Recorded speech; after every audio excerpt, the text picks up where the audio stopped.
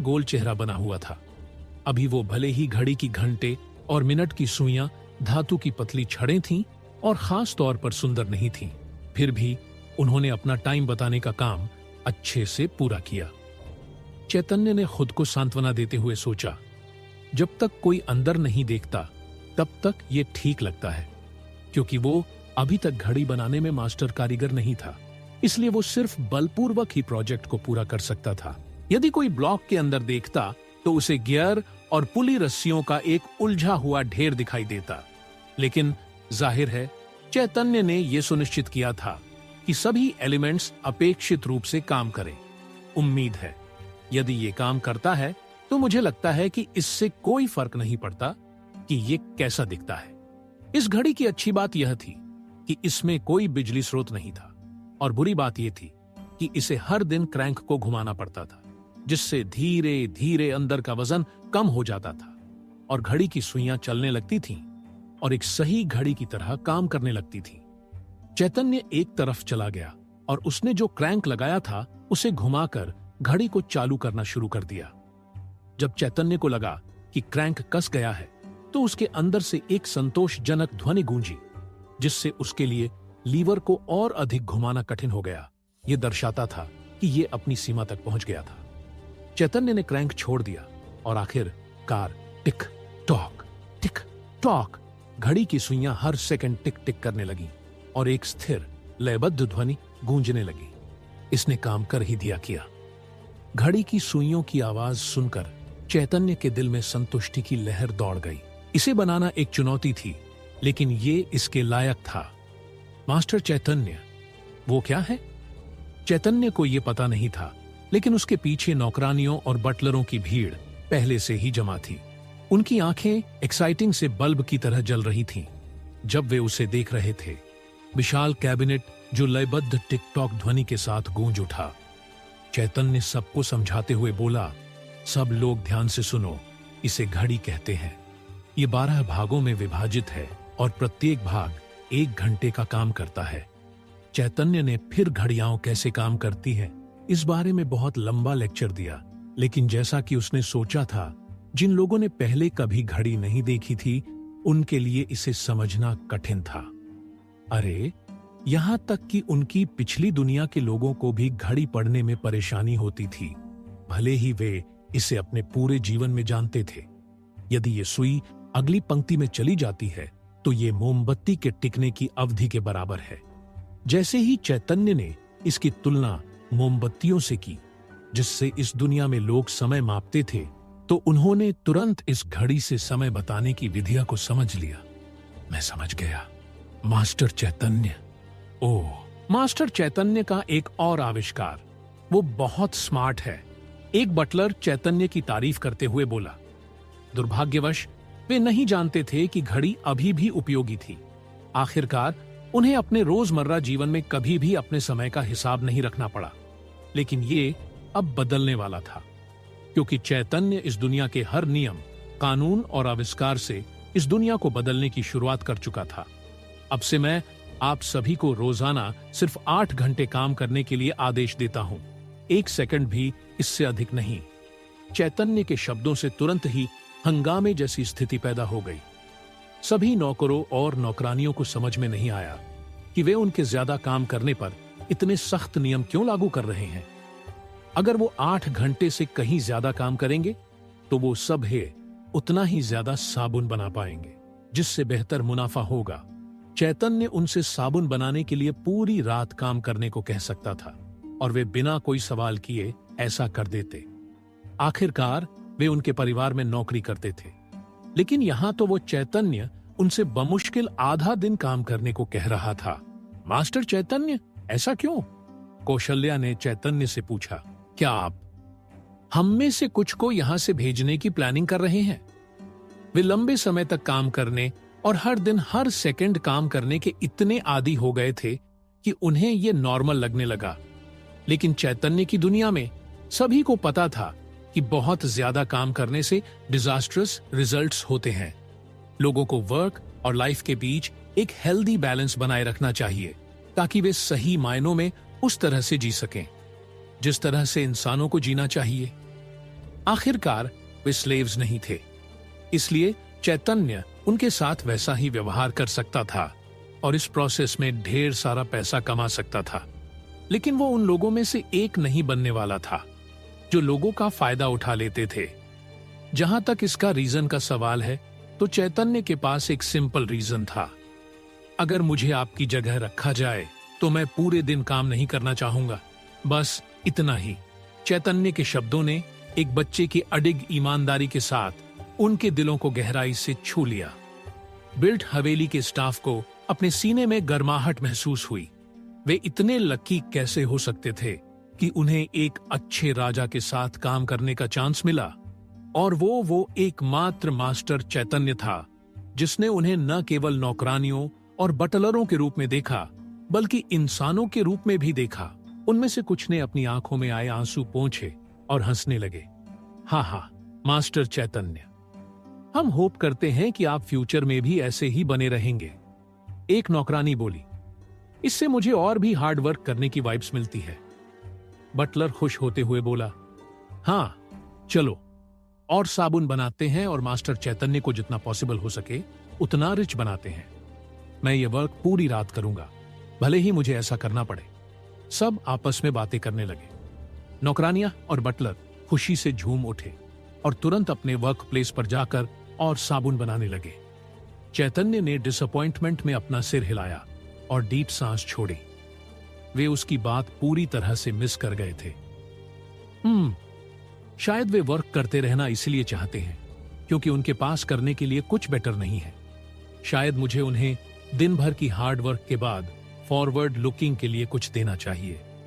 अपने बेड पर बैठे बैठे चैतन्य अपने थॉट्स पर थिंक करने लगा। उसके पिछले लाइफ में ढेर सारी लेजर एक्टिविटीज थीं, लेकिन उनमें से कुछ के लिए एडवांस्ड टेक की जरूरत थी।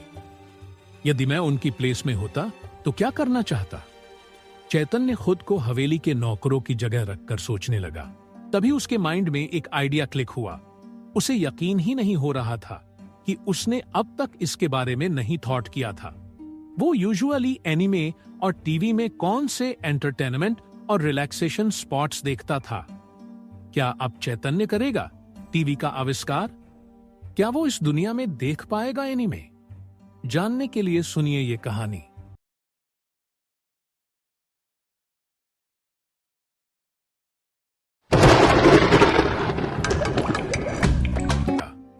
तभी उसके माइंड में एक आइडिया क्लिक हुआ। उसे यकीन ही नहीं हो रहा था कि उसने अब तक इसके बारे में नहीं थॉट किया था। वो यूजुअली एनिमे और टीवी में कौन से एंटरटेनमेंट और रिलैक्सेशन स्पॉट्स देखता था। अगले दिन चैतन्य ने अपने गर्म पानी के झरने के प्लान पर काम शुरू कर दिया। यह बहुत मुश्किल नहीं था। उसे बस एक बड़ा पूल चाहिए था जिसके नीचे एक जगह हो जहां लकड़ी जलाकर पानी को आरामदायक तापमान तक गर्म किया जा सके। यह दुर्भाग्यपूर्ण था कि उसका बड़ा घर किसी ज्वालामुखी के पास नहीं था जिससे गर्म पानी का झरना बनाना आसान हो जाता। फिर भी एक मानव निर्मित गर्म झरना भी ठीक था। उसने अपने एआई सहायक चिंटू से घर के पास एक उपयुक्त जगह ढूंढने को कहा और चिंटू ने उसे नदी के किनारे एक समतल जगह का सुझाव दिया। डिजाइन के लिए चैतन्य ने रोमनों से प्रेरणा लेने का फैसला किया, जो गर्म हवा और धुएं का इस्तेमाल कर अपने स्नान घरों के फर्श और पानी को गर्म करते थे। उसने नींव डालने से शुरुआत की, एक आधार बनाया जिसमें छोटे छोटे स्तंभ थे जहां धुआं और आग फैल सके। उन स्तंभों के ऊपर उसने स्नान घर का फर्श रखा। 2 स्टार जादू पत्थर तराशना का इस्तेमाल करते हुए चैतन्य ने जमीन पर मौजूद बड़े बड़े पत्थरों को स्तंभों और फर्श में बदल दिया। पत्थर तराशना। पृथ्वी एलिमेंट्स। यह जादू उपयोगकर्ता को बड़े पत्थरों से टुकड़े काटने और तराशने की अनुमति देता है। उसने इस जादू को एक बहुत उपयोगी 1 स्टार जादू के साथ मिलाया, जिससे वह बिना सीमेंट के पत्थरों को आपस में जोड़ सका। पत्थर जोड़ना। पृथ्वी एलिमेंट्स। यह जादू उपयोगकर्ता को समान पृथ्वी सामग्री को एक टुकड़े में जोड़ने की अनुमति देता है, जैसे कि वे शुरू से जुड़े हों। क्योंकि यह एक बड़ा प्लान था, चैतन्य अब अपने जादुई शक्तियों को छिपा नहीं सका। नौकरानियां आश्चर्यचकित रह गई। जब उन्होंने देखा कि चैतन्य के हाथों से शुरू होकर हरी आभा उसके शरीर के चारों ओर चमकने लगी, वे हैरान थीं। यह विश्वास नहीं कर पा रही थीं कि एक 5 साल का लड़का इतने आसानी से भालू से भी बड़े पत्थर को सिर्फ अपने जादू से उठा सकता है। छोटे मालिक, वे जादू कर रहे हैं, एक नौकरानी बोली। मुझे आश्चर्य नहीं होना चाहिए, लेकिन वे वाकई पृथ्वी जादू का इस्तेमाल कर रहे हैं, और यह कोई आसान जादू नहीं, यह 2 स्टार कठिनाई का जादू है।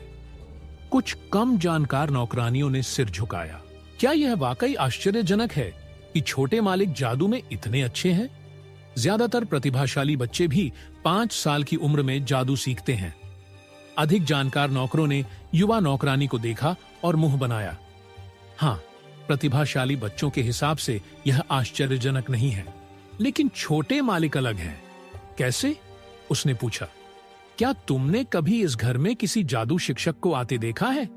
या क्या तुमने कभी मैडम को छोटे मालिक को पृथ्वी जादू सिखाते देखा है? जब बुजुर्ग नौकर ने यह बात कही, तब जाकर कई युवा नौकरानियों को एहसास हुआ कि उनके छोटे मालिक कितने असाधारण प्रतिभाशाली हैं। वे सारे जादू जो वे अभी कर रहे थे, उन्होंने खुद से सीखे थे। किसी ने उन्हें कुछ नहीं सिखाया।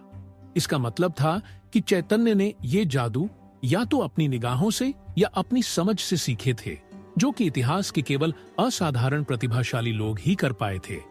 और हम कब से उन्हें जादू करते देख रहे हैं? लगभग 1 घंटा, फिर भी उन्हें पसीना तक नहीं आया। उनकी जादुई शक्ति की सीमा कितनी बड़ी है। मालिक और मैडम को अपने इकलौते बेटे के साथ वाकई भाग्य मिला। न केवल वे एक कुशल शिल्पकार बनने की राह पर हैं, बल्कि उनके पास एक शक्तिशाली जादूगर बनने की क्षमता भी है। मैडम बहुत खुश होंगी जब उन्हें पता चलेगा उनका बेटा पृथ्वी जादू में स्वाभाविक रूप से प्रतिभाशाली। हाँ, एक नौकरानी बोली। बेशक उन्हें कुछ समय तक यह नहीं पता होगा कि चैतन्य न केवल पृथ्वी जादू में, बल्कि चारों मुख्य तत्वों के जादू में निपुण थे, बीरा ने कहा। लेकिन यह कहानी फिर कभी। कुछ और दिनों की कड़ी मेहनत के बाद खुला स्नान घर आखिरकार बनकर तैयार हुआ। अपने पिछले जीवन के स्नान घरों की तुलना में यह काफी बड़ा था, लेकिन अपने वर्तमान बड़े घर के हिसाब से यह बस एक छोटा सा गड्ढा था। उसने पूल को 2 हिस्सों में बांट दिया, एक पुरुषों के लिए और एक महिलाओं के लिए, दिन के काम के। अंत में चैतन्य ने सभी नौकरों और नौकरानियों को नए बने गर्म पानी के झरने के प्रवेश द्वार पर इकट्ठा किया। बाहर खड़े होने पर भी वे प्रवेश द्वार से निकलने वाली गर्मी को महसूस कर सकते थे। छोटे मालिक, इस बार आपने क्या बनाया है? बीरा ने उत्सुकता भरी आवाज में पूछा। चैतन्य ने लकड़ी का एक गट्ठर लिया और उसे स्नान घर के नीचे की जगह में डाला, जिससे आग और तेज हो गई। यह एक गर्म पानी का झरना है, चैतन्य ने समझाया। दिन भर कड़ी मेहनत के बाद आप यहां आकर आराम कर सकते हैं और गर्म पानी में डुबकी लगा सकते हैं। मुझ पर भरोसा करें, यह बहुत ताजगी देता है। चैतन्य खुश होकर बोला। दिन भर काम करने के बाद गर्म पानी में नहाने का विचार आराम करने के लिए एकदम सही लग रहा था। यह अद्भुत लगता है, मैं इंतजार नहीं कर सकती। आपने इस बार वाकई कमाल कर दिया छोटे मालिक। मैं कसम खाता हूं, इसकी भाप से ही मेरा चेहरा जवान महसूस कर रहा है। सभी उत्सुकता और उमंग के साथ स्नान घर में गए। चैतन्य ने नौकरों को दाहिनी ओर और नौकरानियों को बाईं ओर ले गए। यहां अपने कपड़े उतारें, फिर एक तौलिया लें और खुद को धो लें। जैसे ही उन्हें निर्देश मिले, नौकर और नौकरानियां तुरंत गर्म पानी के झरने की ओर दौड़े। जैसे ही चैतन्य पुरुषों के स्नान की ओर जाने वाला था, कुछ नौकरानियों ने उसे पीछे खींच लिया। छोटे मालिक, आप कहां जा रहे हैं? नहाने जा रहा हूं, युवा नौकरानी ने सिर हिलाया। उन भारी भरकम आदमियों के साथ? नहीं छोटे मालिक, आप हमारे साथ आएंगे, नौकरानी बोली। चैतन्य ने मुस्कुराती हुई युवा नौकरानियों को देखा, अपने गालों को गर्म होते महसूस किया। अरे हां, वह अब 5 साल का था, जिसका मतलब था कि लोग उसे बस एक मासूम प्यारा बच्चा समझ रहे थे। हमारे साथ नहाइए, हम आपकी पीठ धो देंगे। चैतन्य सहज रूप से पीछे हटने लगा।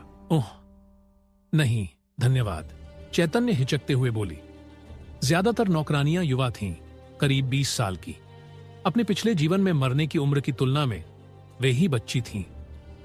अरे छोटे मालिक, हम आपको पहले भी नहला चुके हैं जब आप बहुत छोटे थे। शर्माए नहीं। उसके विरोध करने से पहले ही नौकरानियों के समूह ने चैतन्य को महिलाओं के स्नान की ओर खींच लिया। ठीक है, यह ठीक है ना? मैं तो बस 5 साल का हूं। अगर मैं न देखूं तो सब ठीक है ना, चिंटू? अरे छोटे मालिक, हम आपको पहले भी नहला चुके हैं जब आप बहुत छोटे थे। शर्माए नहीं। उसके विरोध करने से पहले ना, मैं तो बस 5 साल का हूं। अगर मैं न देखूं तो सब ठीक है ना, चिंटू? गर्म पानी के झरने में उत्साह भरी हंसी और पानी के छींटों की आवाजें गूंज रही थीं। ऐसा लग रहा था मानो नौकरानियां अपने जीवन का सबसे अच्छा समय बिता रही हों, गर्म पानी में मस्ती और सुकून के पल जी रही हों। चैतन्य को इसका बिल्कुल अंदाजा नहीं था। वो पूल के किनारे बैठा था, अपनी दोनों आंखों को हाथों से मजबूती से ढके हुए था। मास्टर चैतन्य, आइए ना हमारे साथ पानी में, नौकरानियां मजाक में बोली, लेकिन छोटे और प्यारे मास्टर ने सिर्फ सिर हिलाकर मना कर दिया। उनके नजरिए से वो बस एक शर्मीला सा लड़का लग रहा था। मास्टर चैतन्य कितने प्यारे हैं, नौकरानी आपस में बात करने लगी। चैतन्य ने दांत पीसे और अपने दिमाग को शांत रखने की पूरी कोशिश की। उसे अपनी मर्दाना इच्छाओं को दबाने के लिए पूरी ताकत लगानी पड़ रही थी, लेकिन ये नौकरानियां इसे चैतन्य के लिए आसान नहीं बना रही थीं। नौकरानी आपस में बातें करते हुए बोलने लगी, मेरी त्वचा अब इतनी मुलायम हो गई है, देखो, छू कर देखो। अरे वहां मत छू, दूसरी बोली। हा हा हा, मुझे नहीं पता था कि तुम इतनी खूबसूरत हो, पहली ने हंसकर जवाब दिया। चुप कर, तू क्या कह रही है? इतनी बड़ी के साथ तू कैसे बैठ भी पाती है? ये सारी बातें ऐसे ही चलती रही। कुछ घंटों बाद सभी लोग गर्म झरने से अपने शरीर पर रोब लपेटे हुए बाहर निकले। उनके चेहरों पर ऐसी चमक थी मानो उन्होंने स्वर्ग का अनुभव कर लिया हो। उन्होंने पहले कभी इतना सुकून और ताजगी महसूस नहीं की थी। मास्टर चैतन्य, आपके मंगवाए हुए दूध आ गए, एक नौकर ने घोषणा की, जो एक गाड़ी से बड़ा सा बैरल उतार रहा था। बेशक गर्म झरने में नहाने के बाद दूध पीना जरूरी था। दूध पीने से नहाने की गर्मी में खोए हुए लिक्विड्स की भरपाई हो जाती थी। चैतन्य ने उन्हें सही तरीका भी दिखाया। एक हाथ में दूध का गिलास और दूसरा हाथ कमर पर रखकर फिर एक घूंट लेना। आहा, इतना अच्छा है कि मैं पिघल जाऊंगी। तो यही है सुकून का एहसास। गर्म झरने की तारीफों के सिवा कुछ और सुनाई ही नहीं दे रहा था। ये नौकरानियां और नौकर बचपन से ही काम कर रहे थे, यानी उन्होंने पहले कभी ऐसा कुछ अनुभव नहीं किया था। ऐसा लग रहा था जैसे वे 10 साल और जवान हो गए हों। उनके गाल मुलायम और गुलाबी हो गए थे और लंबे समय बाद उन्हें सचमुच जवानी का एहसास हुआ। चैतन्य अपनी कुर्सी पर टिका हुआ रिलैक्स महसूस कर रहा था। उन्हें तारों भरे आकाश के नीचे बातें करते और रात का आनंद लेते देखकर चैतन्य ने उन्हें दिखा दिया था कि जिंदगी कितनी आरामदायक हो सकती है, और वो यहीं नहीं रुकना चाहता था। वह चाहता था कि पूरी दुनिया को ये दिखा सके। अगली सुबह घड़ी की घंटी बजी, जो नए दिन की शुरुआत का संकेत थी। गर्म झरने के नहाने से तरोताजा हुए नौकर और नौकरानियां सुबह जल्दी उठ गए और काम में जुट गए। कल के सुकून ने उनके शरीर को पूरी तरह से रिचार्ज कर दिया था, जिससे वे 200% एनर्जी के साथ काम कर रहे थे। उन्होंने पानी की टंकी फिर से भरी, हवेली को चकाचक साफ किया, चादरें बदली और बगीचे की देखभाल रिकॉर्ड समय में कर ली। दोपहर की घंटी बजे बिना ही हवेली के सारे काम पूरे हो चुके थे। इसके बाद वे तुरंत साबुन बनाने के काम में लग गए। सूरज में सुखाए गए साबुन को सावधानी से हवेली के अंदर सुरक्षित रखने के लिए ले आए।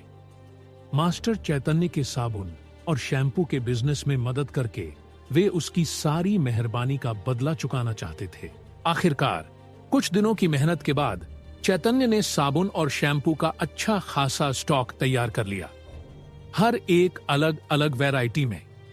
हवेली अब साबुन की सिल्लियों से भरे हुए क्रेट्स से अटी पड़ी थी और उनके ऊपर सैकड़ों शैम्पू की शीशियां सजी थीं।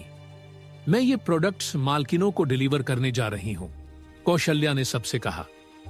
कुछ मालकिनों ने, जिन्होंने खुद देखा था कि साबुन और शैम्पू कुछ परफ्यूम से भी ज्यादा खुशबूदार हो सकते हैं, पहले ही ऑर्डर दे दिए थे। उन कुछ लोगों ने पहले ही साबुन और शैम्पू का एक पूरा बॉक्स ऑर्डर कर लिया था और मुंह जुबानी बातों के चलते कुछ मालकिनें खुद कौशल्या के पास आईं, अपने लिए एक खरीदने की इच्छुक। ये बहुत अच्छा है, चैतन्य ने कहा। नौकरों ने क्रेट्स को गाड़ी पर लाद दिया, जो कौशल्या को व्यक्तिगत रूप से डिलीवर करने के लिए तैयार थे। लेकिन अगले शहर के लिए निकलने से पहले उसने चैतन्य की ओर मुड़कर एक जरूरी सवाल पूछा। मास्टर चैतन्य, अगर वे मुझसे पूछें कि ये कहां से आए तो मैं क्या कहूं? नौकरों और नौकरानियों ने मास्टर चैतन्य और उसके आविष्कारों को गुप्त रखने में सावधानी बरती थी। यहां तक कि जब उन्होंने उनके माता पिता को चिट्ठी लिखी तो उन्होंने झूठ बोला कि उनकी यात्रा के दौरान हवेली में कुछ खास नहीं हुआ। ये एक ऐसा क्राइम था जिसके लिए नौकरी से निकाला जा सकता था, लेकिन मास्टर चैतन्य के लिए यह जोखिम लेना सही था। अगर मैं इस बिजनेस को अपने माता पिता से छुपाना चाहता हूं तो मुझे किसी और नाम से जाना होगा, या फिर क्यों न एक कंपनी बनाई जाए। उन्हें कहना कि ये तुम्हें एक कंपनी से मिले हैं जिसका नाम है रीबॉर्न। कौशल्या ने अपने आप को नाम दोहराया और सिर हिलाया। रीबॉर्न, रीबॉर्न साबुन, रीबॉर्न शैम्पू, ये कंपनी के लिए बहुत अच्छा नाम है मास्टर चैतन्य। आखिरकार जो भी औरत आपके प्रोडक्ट का इस्तेमाल करेगी उसे ऐसा लगेगा जैसे वह फिर से जवान हो गई है। कास्टेला खुश होकर बोली, हाँ ठीक है। उसे नहीं पता था कि चैतन्य ने यह नाम सिर्फ इसलिए सोचा क्योंकि वह वाकई में किसी दूसरी दुनिया से फिर से जन्मा था। कौशल्या ने व्यक्तिगत रूप से शहर में घूमकर साबुन और शैम्पू के बॉक्स उनकी पहली ग्राहकों की हवेलियों तक पहुंचाए। मालकिनें और उनकी बेटियां उत्साह से अपने पैकेज खोल रही थीं और उनकी खुशबू सूंघ रही थीं। जैसा कि कौशल्या ने वादा किया था, इसकी खुशबू लाजवाब थी। उन्होंने और समय बर्बाद नहीं किया और अपनी नौकरानियों को तुरंत नहाने की तैयारी करने का आदेश दिया। वे उसी पल रीबॉर्न साबुन और शैम्पू का अनुभव करना चाहती थीं। I'm sorry, जो मैंने आप पर भरोसा नहीं किया। आपका साबुन सच में बहुत अच्छा है, मालकिन के नौकर ने कहा, जब उसने कौशल्या को सोने के सिक्कों से भरा एक भारी पर्स थमाया। मालकिन इन साबुन और शैम्पू का बेसब्री से इंतजार कर रही थीं। हाल ही में उनका मूड कुछ ठीक नहीं था। ये वादा की गई राशि है, साथ में आपके मेहनत के लिए कुछ अतिरिक्त। वजन से ही कौशल्या को पता चल गया था कि ये उसकी उम्मीद से कहीं ज्यादा था। जब वो जाने वाली थी, नौकर ने उसकी गाड़ी को रुकने का इशारा किया। रुको, अगर हमें इन चीजों की और जरूरत पड़े तो क्या हम आप पर भरोसा कर सकते हैं कि आप डिलीवर करेंगी? उस मालकिन ने कौशल्या से पूछा। कौशल्या मुस्कुराए बिना न रह सकी। हाँ बिल्कुल। और एक बात, कौशल्या ने जवाब दिया। एक नौकरानी ने हाथ जोड़कर पूछा, क्या मैं उस शख्स का नाम जान सकती हूं जिसके लिए मुझे अपनी मालकिन को इतना खुश करने के लिए शुक्रिया अदा करना चाहिए? कौशल्या को जितना अपने मास्टर चैतन्य की तारीफ करने का मन था, उसने चुप्पी साध ली। ये आपको रीबॉर्न नाम की कंपनी ने भेजे हैं। दुर्भाग्य से मैं बस इतना ही कह सकती हूं। कौशल्या धीरे से बोली। रीबॉर्न, बहुत अच्छा। वो नौकरानी खुश होकर बोली। उस रात कौशल्या ने सारी डिलीवरी पूरी कर ली और हर ग्राहक का रिएक्शन पहली मालकिन जितनी ही उत्साहपूर्ण थी। अगले दिन तक उनके पतियों ने फर्क नोटिस करना शुरू कर दिया। उनकी पत्नियां इतनी खूबसूरत महक रही थीं जिससे मालकिनों को ढेर सारा प्यार और ध्यान मिल रहा था। इतना ही नहीं, जब वे शहर में इठलाती हुई निकलीं, बाकी औरतें उनकी चमकती त्वचा और मुलायम खुशबूदार बालों को देखकर जलन महसूस करने लगीं। जब मालकिनों ने अपनी शेखी बघारनी शुरू की तो रीबॉर्न साबुन और रीबॉर्न शैम्पू का नाम बिल्किंग के अमीर लोगों के दिमाग में और गहरे उतर गया। जल्द ही रीबॉर्न साबुन और रीबॉर्न शैम्पू बाजार में सबसे जरूरी लग्जरी साबुन और शैम्पू ब्रांड बन गए। जब मालकिनों ने अपनी शेखी बघारनी शुरू की तो रीबॉर्न साबुन और रीबॉर्न शैम्पू का नाम बिल्किंग के अमीर लोगों के दिमाग में और गहरे उतर गया। जल्द ही रीबॉर्न साबुन और रीबॉर्न शैम्पू बाजार में सबसे जरूरी लग्जरी साबुन और शैम्पू ब्रांड बन गए। साबुन और शैम्पू की एक जोड़ी की कीमत एक सोने का सिक्का थी, जबकि इन दोनों चीजों को बनाने के लिए जरूरी सामग्री की लागत सिर्फ 500 कांस्य सिक्कों के आसपास थी। इसका मतलब है कि एक जोड़ी बेचने से चैतन्य को 999 500 कांस्य सिक्कों का जबरदस्त मुनाफा हुआ। यह सोचना भी हैरान करने वाला था। यह मुनाफा सिर्फ एक जोड़ी साबुन और शैम्पू से था। कौशल्या ने जितने भी क्रेट्स डिलीवर किए उनमें करीब 100 जोड़ियां थीं। इसका मतलब हर क्रेट की कीमत 100 सोने के सिक्के थी। कुल मिलाकर चैतन्य के पास अब उसके बेडरूम में बिखरे हुए 1000 सोने के सिक्के थे। चैतन्य ने चिंटू से पूछा, हे चिंटू, अगर तुम इन सोने के सिक्कों को अमेरिकी डॉलर में बदलो तो यह कितना होगा? चिंटू बोला, आपके पास मौजूद सोने के सिक्कों की कीमत उनकी प्योरिटी और स्थिति के आधार पर अलग अलग हो सकती है, लेकिन अनुमान के मुताबिक प्रत्येक सिक्का लगभग 1 अमेरिकी डॉलर के बराबर है। चूंकि आपके पास 1000 सोने के सिक्के हैं, तो आपके पास मौजूद पैसा 100 अमेरिकी डॉलर के बराबर है। इतने पैसों की गणना सुनकर चैतन्य ने गहरी सांस ली। इतना पैसा रखने वाला व्यक्ति इस दुनिया के देशों में बहुत अमीर माना जाता था। चूंकि कल बेचे गए सारे साबुन और शैम्पू को बनाने में करीब 1 हफ्ता लगा था, इसका मतलब था कि चैतन्य हर महीने करीब 400 अमेरिकी डॉलर के बराबर सोने के सिक्के कमा सकता था। और अगर वो इसे 1 साल तक करता तो उसे करीब 50 मिलियन डॉलर की कमाई होती। अपने पिछली दुनिया में $10 की मासिक तनख्वाह आरामदायक जिंदगी के लिए काफी थी, लेकिन अगर वो हर महीने $4 मिलियन कमाता तो वो अमेरिका जैसे पहले विश्व देशों में शीर्ष 0.1% लोगों की लेवल में शामिल हो जाता। इतना कमाना किसी धोखे की तरह लगता था।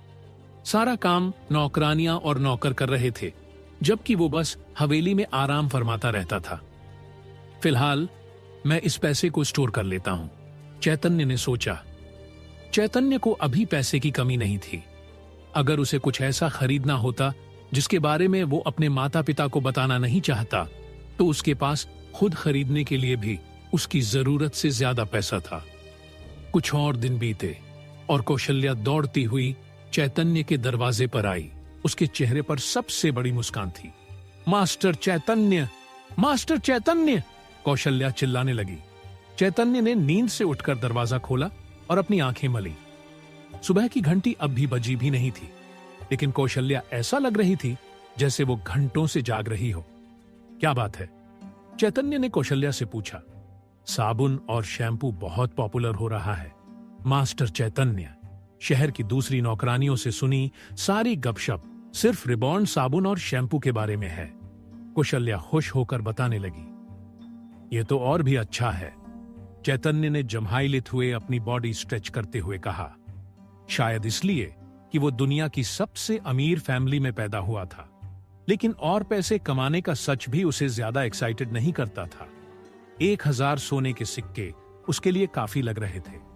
आखिरकार जो चीजें वो सचमुच खरीदना चाहता था, वे अभी तक इस दुनिया में बनी ही नहीं थी।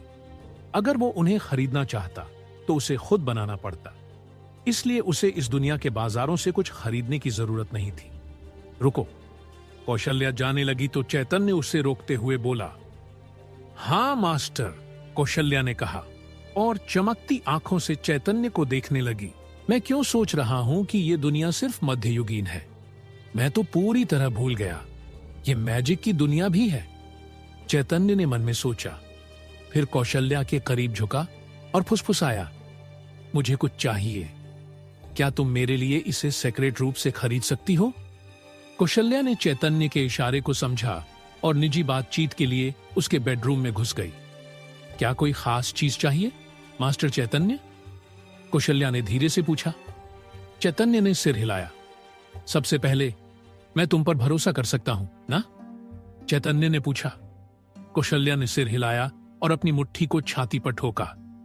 बिल्कुल मास्टर चैतन्य, आप मुझ पे भरोसा कर सकते हो। चैतन्य ने थोड़ा नाराज लगते हुए कि चैतन्य को अब तक उसकी पूरी वफादारी पर यकीन नहीं था। अपना गला साफ करते हुए चैतन्य ने हाथ उठाया और अपनी उंगली के ऊपरी हिस्से से आग पैदा कर दी। यह पहला जादुई मंत्र था जो उसने सीखा था, एक स्टार। मैं मैजिक का इस्तेमाल कर सकता हूं, उसने कहा। कौशल्या की आंखें चौड़ी हो गईं। कौशल्या को अपनी आंखों पर भरोसा ही नहीं हो रहा था कि चैतन्य आज पैदा करने का जादू भी जानता। बोल मुंह फाड़े कौशल्या अचानक से बोली, आग? मास्टर चैतन्य, आप अग्नि एलिमेंट्स में भी माहिर हैं। वो इस बात से हैरान नहीं थी कि चैतन्य मैजिक का इस्तेमाल कर सकता था। वो इस बात से हैरान थी कि चैतन्य पृथ्वी एलिमेंट्स के अलावा कोई और मंत्र डाल सकता था। इसमें कुछ गलत है? चैतन्य ने पूरी तरह से अनजान बनते हुए कौशल्या से पूछा। मास्टर चैतन्य, 2 एलिमेंट्स में महारत हासिल करना बहुत ही दुर्लभ माना जाता है, कौशल्या धीरे से बोली। चैतन्य ने कौशल्या को देखा और ये देखने करने की कोशिश करते हुए कि वो गंभीर थी। उसे लगा कि ये कोई खास बात नहीं थी। आखिरकार आग का मंत्र ही एकमात्र चीज नहीं थी जो वो इस्तेमाल कर सकता था। उसने अपना दूसरा हाथ उठाया और अपनी तर्जनी के ऊपरी सिरे पर आग, दूसरी उंगली पर एक छोटा सा पत्थर और अगली उंगली पर पानी का एक गोला बनाया। फिर एक हवा का झोंका इन तीनों तत्वों को उसकी उंगलियों के आसपास लगातार घुमाने लगा, इतनी कुशलता के साथ कि वे उसकी उंगलियों के बीच में चक्कर काट रहे थे। कौशल्या चारों एलिमेंट्स को एक साथ चैतन्य की उंगली पर नाचते देख लगभग पीछे गिर पड़ी। कौशल्या का पूरा शरीर कांप रहा था। चार एलिमेंट्स ऑफ, यह तो असंभव माना जाता है मास्टर चैतन्य। मैं आपको अब जीनियस भी नहीं कह सकती। कौशल्या खुद से बड़बड़ाने लगी। चैतन्य ने पलक झपकाई और कौशल्या से पूछा, तो यह नॉर्मल नहीं है? बिल्कुल नहीं, यह इस दुनिया के सबसे खास मैजिक है। अगर आप इसे सब लोगों के सामने दिखाएंगे तो आप फेमस हो जाएंगे और आपके कई सारे दुश्मन भी बन जाएंगे, कौशल्या चैतन्य को समझाते हुए बोली। लेकिन आप एलिमेंट्स को अपने काबू में कर चुके हो, यह जानकर मुझे बहुत खुशी हो रही है। मैं बहुत खुश हूं, कौशल्या खुशी से चिल्लाई और उछलने लगी। चैतन्य को जल्दी ही समझ आ गया कि उसे 4 एलिमेंट्स पर अपनी महारत को जाहिर करने में थोड़ा सावधान रहना होगा। मुझे लगता है कि फिलहाल आपको सिर्फ पृथ्वी एलिमेंट्स की महारत दिखानी चाहिए, मास्टर चैतन्य। इसे कम से कम आपकी मां की प्रतिभा से जोड़ा जा सकता है। कौशल्या ने चैतन्य को ये सलाह दी ताकि चैतन्य के 4 एलिमेंट्स देखकर सबको झटका ना लग जाए। यह बहुत अच्छा सुझाव था जिस पर चैतन्य अब सोच भी रहा था। कुछ मिनट बाद जब चैतन्य कौशल्या के लिए एक गिलास पानी लाया तो पानी पीने के बाद कौशल्या आखिरकार शांत हुई। यह तो बड़ा झटका था मास्टर चैतन्य। कौशल्या अपने हाथों में पानी का गिलास पकड़कर बोली, इसके लिए माफी मांगता हूं। मैंने सोचा नहीं था कि तुम इन एलिमेंट्स को देखकर चक्कर खाकर गिर जाओगी, चैतन्य ने अफसोस के साथ कहा। कौशल्या ने एक बड़ा घूंट लिया और फिर चैतन्य की ओर मुड़ी। वैसे आप मुझसे क्या खरीदवाना चाहते थे? कौशल्या ने पूछा। चैतन्य ने उसे एक थैली दी जिसमें 1000 सोने के सिक्के थे। कौशल्या अपने हाथ में पड़ी थैली को हैरानी से देखने के बाद चैतन्य की तरफ देखने लगी। चैतन्य धीरे से बोल, मैं चाहता हूं कि तुम कोई भी किताब खरीदो जो मैजिक, माना और मंत्रों के बारे में बताए। खास तौर पर मुझे ऐसी चीजें चाहिए जो मुझे नए मंत्र सीखने में मदद करे। कौशल्या ने पानी का एक और बड़ा घूंट लिया और धीरे से बोली, किताबें? आपका मतलब मैजिक स्क्रॉल से है मास्टर चैतन्य? वो क्या होता है? चैतन्य ने कौशल्या से पूछा, क्योंकि चैतन्य को मैजिक स्क्रॉल के बारे में नहीं पता था। मैजिक स्क्रॉल वो चीज है जिसे जादूगर अलग अलग मंत्र सीखने के लिए इस्तेमाल करते हैं। इनमें से ज्यादातर को स्थानीय मैजिक टावर से खरीदा जा सकता है, कौशल्या ने चैतन्य को बताया। क्या चैतन्य सच में मैजिक स्क्रॉल सीखेगा? क्या होगा जब चैतन्य के माता पिता को चलेगा चैतन्य के इकट्ठा किए गए धन के बारे में? इन जानने के लिए पढ़िए रिबन बिलियनियर चैतन्य। हे गाइस, आप सभी को अगर ये सीरीज पसंद आ रही है तो मेरे इंस्टा आईडी को फॉलो कीजिए। आप सभी को अगर नॉवेल अपडेट चाहिए तो मेरी Insta ID MSG only for work के बायो में मेरे व्हाट्सएप चैनल का लिंक मिल जाएगा, जिसे फॉलो करते ही आपको चैप्टर के अपडेट आसानी से मिल जाएंगे। और आपको चैप्टर आने का इंतजार NHI करना होगा। आपका प्यार किसी भी राइटर को मजबूत बनाता है, साथ ही उसकी रचना को एक विश्वास दिलाता है। मैं आशा करती हूं कि आप लोग मुझे अपना प्यार और सपोर्ट देंगे। Thank you all of you.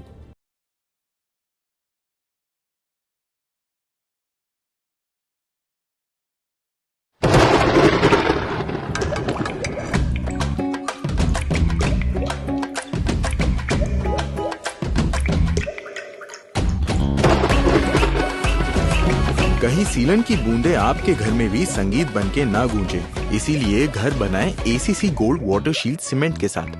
Kaushalya ने पानी का एक और बड़ा घूंट लिया और धीरे से बोली, किताबें? आपका मतलब मैजिक स्क्रॉल से है, मास्टर चैतन्य? वो क्या होता है? चैतन्य ने कौशल्या से पूछा, क्योंकि चैतन्य को मैजिक स्क्रॉल के बारे में नहीं पता था। मैजिक स्क्रॉल वो चीज है जिसे जादूगर अलग अलग मंत्र सीखने के लिए इस्तेमाल करते हैं। इनमें से ज्यादातर को स्थानीय मैजिक टावर से खरीदा जा सकता है। कौशल्या ने चैतन्य को बताया। मैजिक टावर तुम कहते हो, और बताओ, चैतन्य ने पूछा। मैजिक टावर एक ऊंची मीनार है जहां बड़े बड़े मैजिशियन और मास्टर मैजिशियन के स्टूडेंट्स इकट्ठा होते हैं। टॉप फ्लोर की मंजिलें मैजिक करने वालों के लिए हैं, लेकिन पहली मंजिल आम लोगों के लिए व्यापार के लिए खुली रहती है। कौशल्या चैतन्य को जानकारी देते हुए बोली, और कुछ भी है वहां? चैतन्य ने पूछा। हां मास्टर चैतन्य, वहां वे किताबें और स्क्रॉल बेचते हैं, और कोई चाहे तो उनके जरिए से मैजिशियन को किराए पर भी ले सकता है। कौशल्या की बात सुन मास्टर चैतन्य की उत्सुकता बढ़ गई। उसने टावर की कल्पना उन मैजिक किताबों की तरह की जिन्हें उसने पढ़ा था, जिनमें चलती फिरती तस्वीरें, तैरती मंजिलें और गुप्त कक्ष जादुई ज्ञान से भरे हुए थे। क्या तुम वहां पहले गई हो? चैतन्य ने कौशल्या से पूछा। हाँ, एक बार जब मैं छोटी थी, मुझे मौका मिला था एक मैजिशियन को देखने का, जो अपनी जादुई शक्तियों का प्रदर्शन आम लोगों के सामने कर रहा था। ये वाकई अद्भुत था। अगर मेरे अंदर वो काबिलियत होती तो मैं खुद मैजिशियन बनना चाहती। कौशल्या ने उदास होकर धीमे स्वर में कहा। मास्टर चैतन्य ने अचानक कौशल्या की ओर देखा। मैजिशियन ने अपनी जादुई शक्तियां दिखाई? क्या ये आम बात है? कौशल्या ने हां में सिर हिलाया। हालांकि ऐसा बार बार नहीं होता, ज्यादातर खास मौकों पर। आर्का गिल्ड इन प्रदर्शनों का आयोजन करती है ताकि आम लोग यकीन करें कि वे उनके शासन के अंदर सुरक्षित हैं। आर्का गिल्ड? ये कौन है? चैतन्य ने कास्टेला से पूछा। हां, आर्का गिल्ड एक राष्ट्रीय संगठन है जो मैजिक टावर का प्रबंधन करता है। कौशल्या ने मैजिक टावर के बारे में और बताया, लेकिन मास्टर चैतन्य मुश्किल से सुन रहा था। वो इस विचार से इतना गुम था कि वो एक अच्छे मैजिशियन को व्यक्तिगत रूप से जादू करते हुए देख सकता था। आखिरकार उसका चिंटू मैजिक के सिद्धांत की रिसर्च कर सकता था और उसे खुद जादू करने की अनुमति दे सकता था। यह संभावना बहुत आकर्षक थी, इतनी कि मास्टर चैतन्य को पहली बार हवेली से बाहर निकलकर मैजिक टावर जाने का मन हुआ।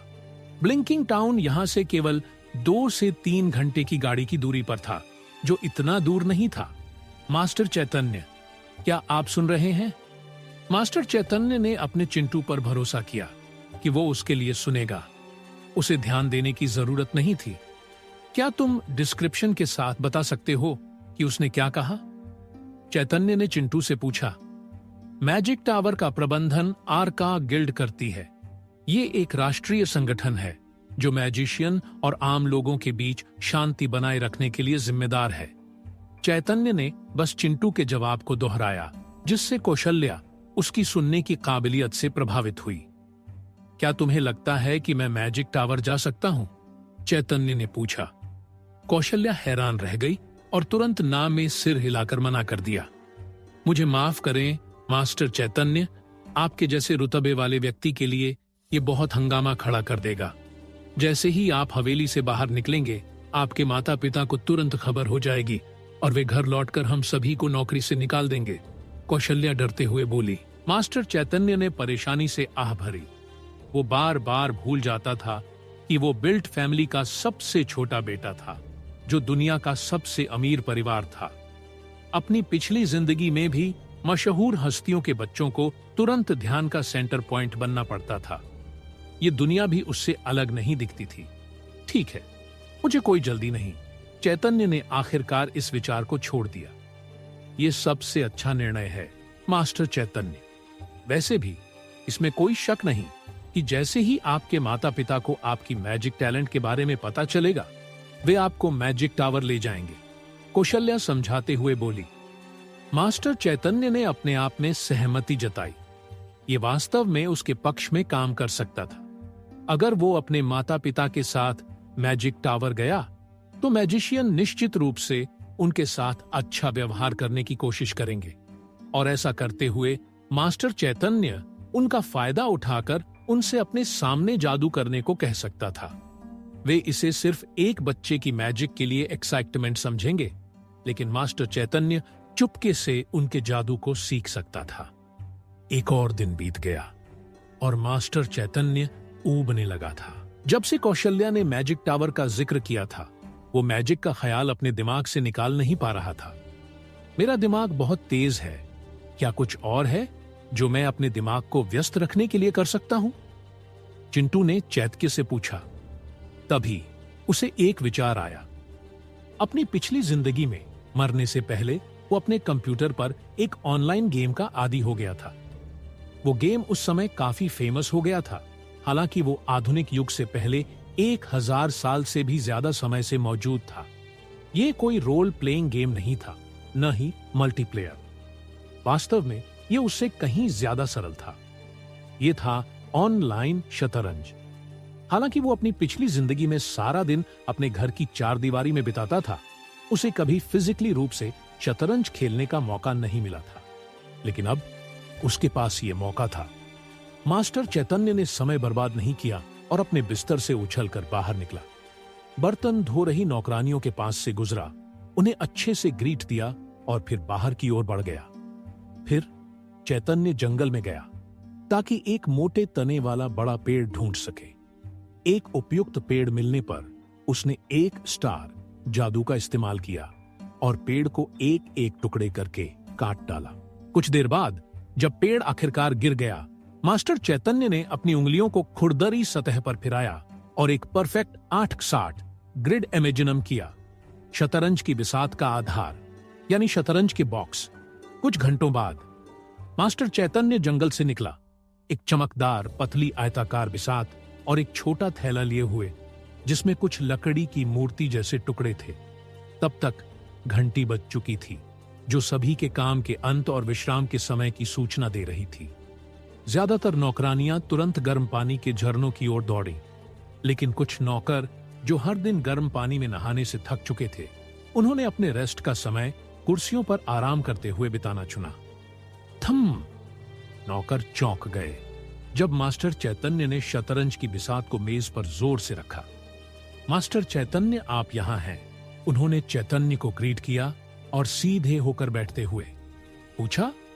मास्टर चैतन्य बिसात के सामने बैठ गया और नौकरों को शरारती मुस्कान के साथ देखकर बोला, आओ एक गेम खेलते हैं। मास्टर चैतन्य ने अजीब सी आवाज में कहा और शतरंज के टुकड़ों को बिसात पर सजाने लगा। नौकरों ने एक दूसरे की ओर देखा। उन्हें कुछ समझ ही नहीं आ रहा था कि आखिर चैतन्य करना क्या चाहता है, और ये आखिर है क्या जो चैतन्य उन सबके सामने लेकर बैठ चुका है। ये क्या है मास्टर चैतन्य? सब नौकर ने एक साथ पूछा। मास्टर चैतन्य मुस्कुराया और हल्का सा झुककर बोला, ये है शतरंज, एक माइंड गेम जो रिस्पेक्टेड जेंटलमैन के लिए है। अगर आप में से कोई मुझे हरा देता है तो मैं उसे 100 सोने के सिक्के दूंगा। सोने के सिक्कों की थैली की आवाज सुनकर नौकरों के कान खड़े हो गए। क्या यह सच है मास्टर चैतन्य? एक नौकर ने तुरंत पूछा।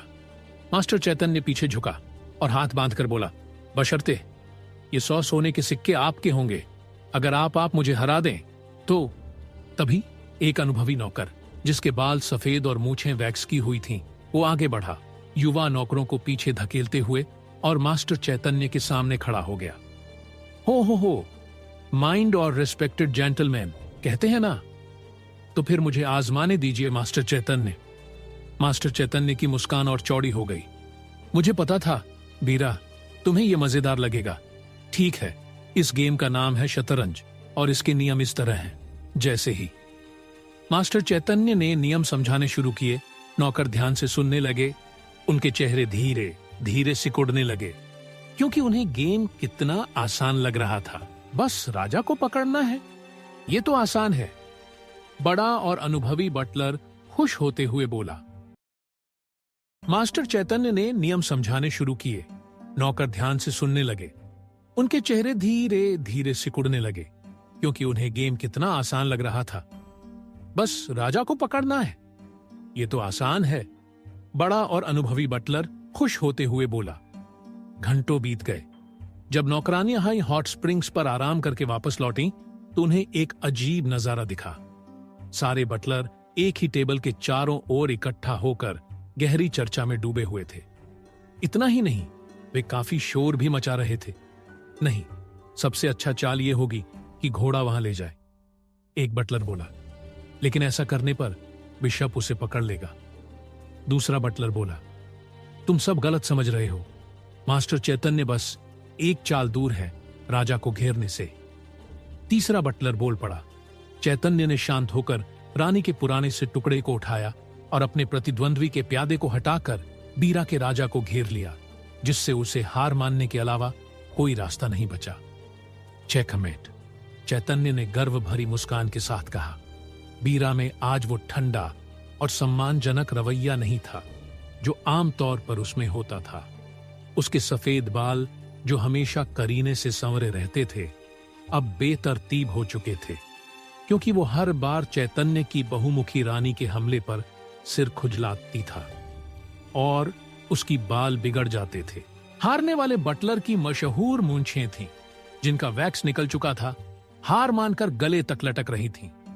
मैं हार मानता हूं, मास्टर चैतन्य, हारने वाला बटलर बोला। बाकी बटलरों ने तालियां बजाकर मास्टर चैतन्य की शानदार जीत को सराहा। 20 बटलर को इन 20 गेमों में पूरी तरह हरा दिया गया था, जिसने ये भ्रम तोड़ दिया कि ये शतरंज का खेल उतना आसान है जितना उन्होंने सोचा था। हालांकि वे सभी अपनी बुद्धिमत्ता पर गर्व करते थे, जो उन्हें बटलर के रूप में वर्षों के प्रशिक्षण से मिली थी, लेकिन वे मास्टर चैतन्य की के सामने कहीं नहीं ठहरते थे। आखिर में बाकी बटलर बीरा के साथ अगली सबसे चतुर चाल पर चर्चा कर रहे थे, लेकिन उनकी मिली जुली मदद के बावजूद वे उस रानी को नहीं पकड़ सके, जिसने उनके टुकड़ों को तहस नहस कर दिया था।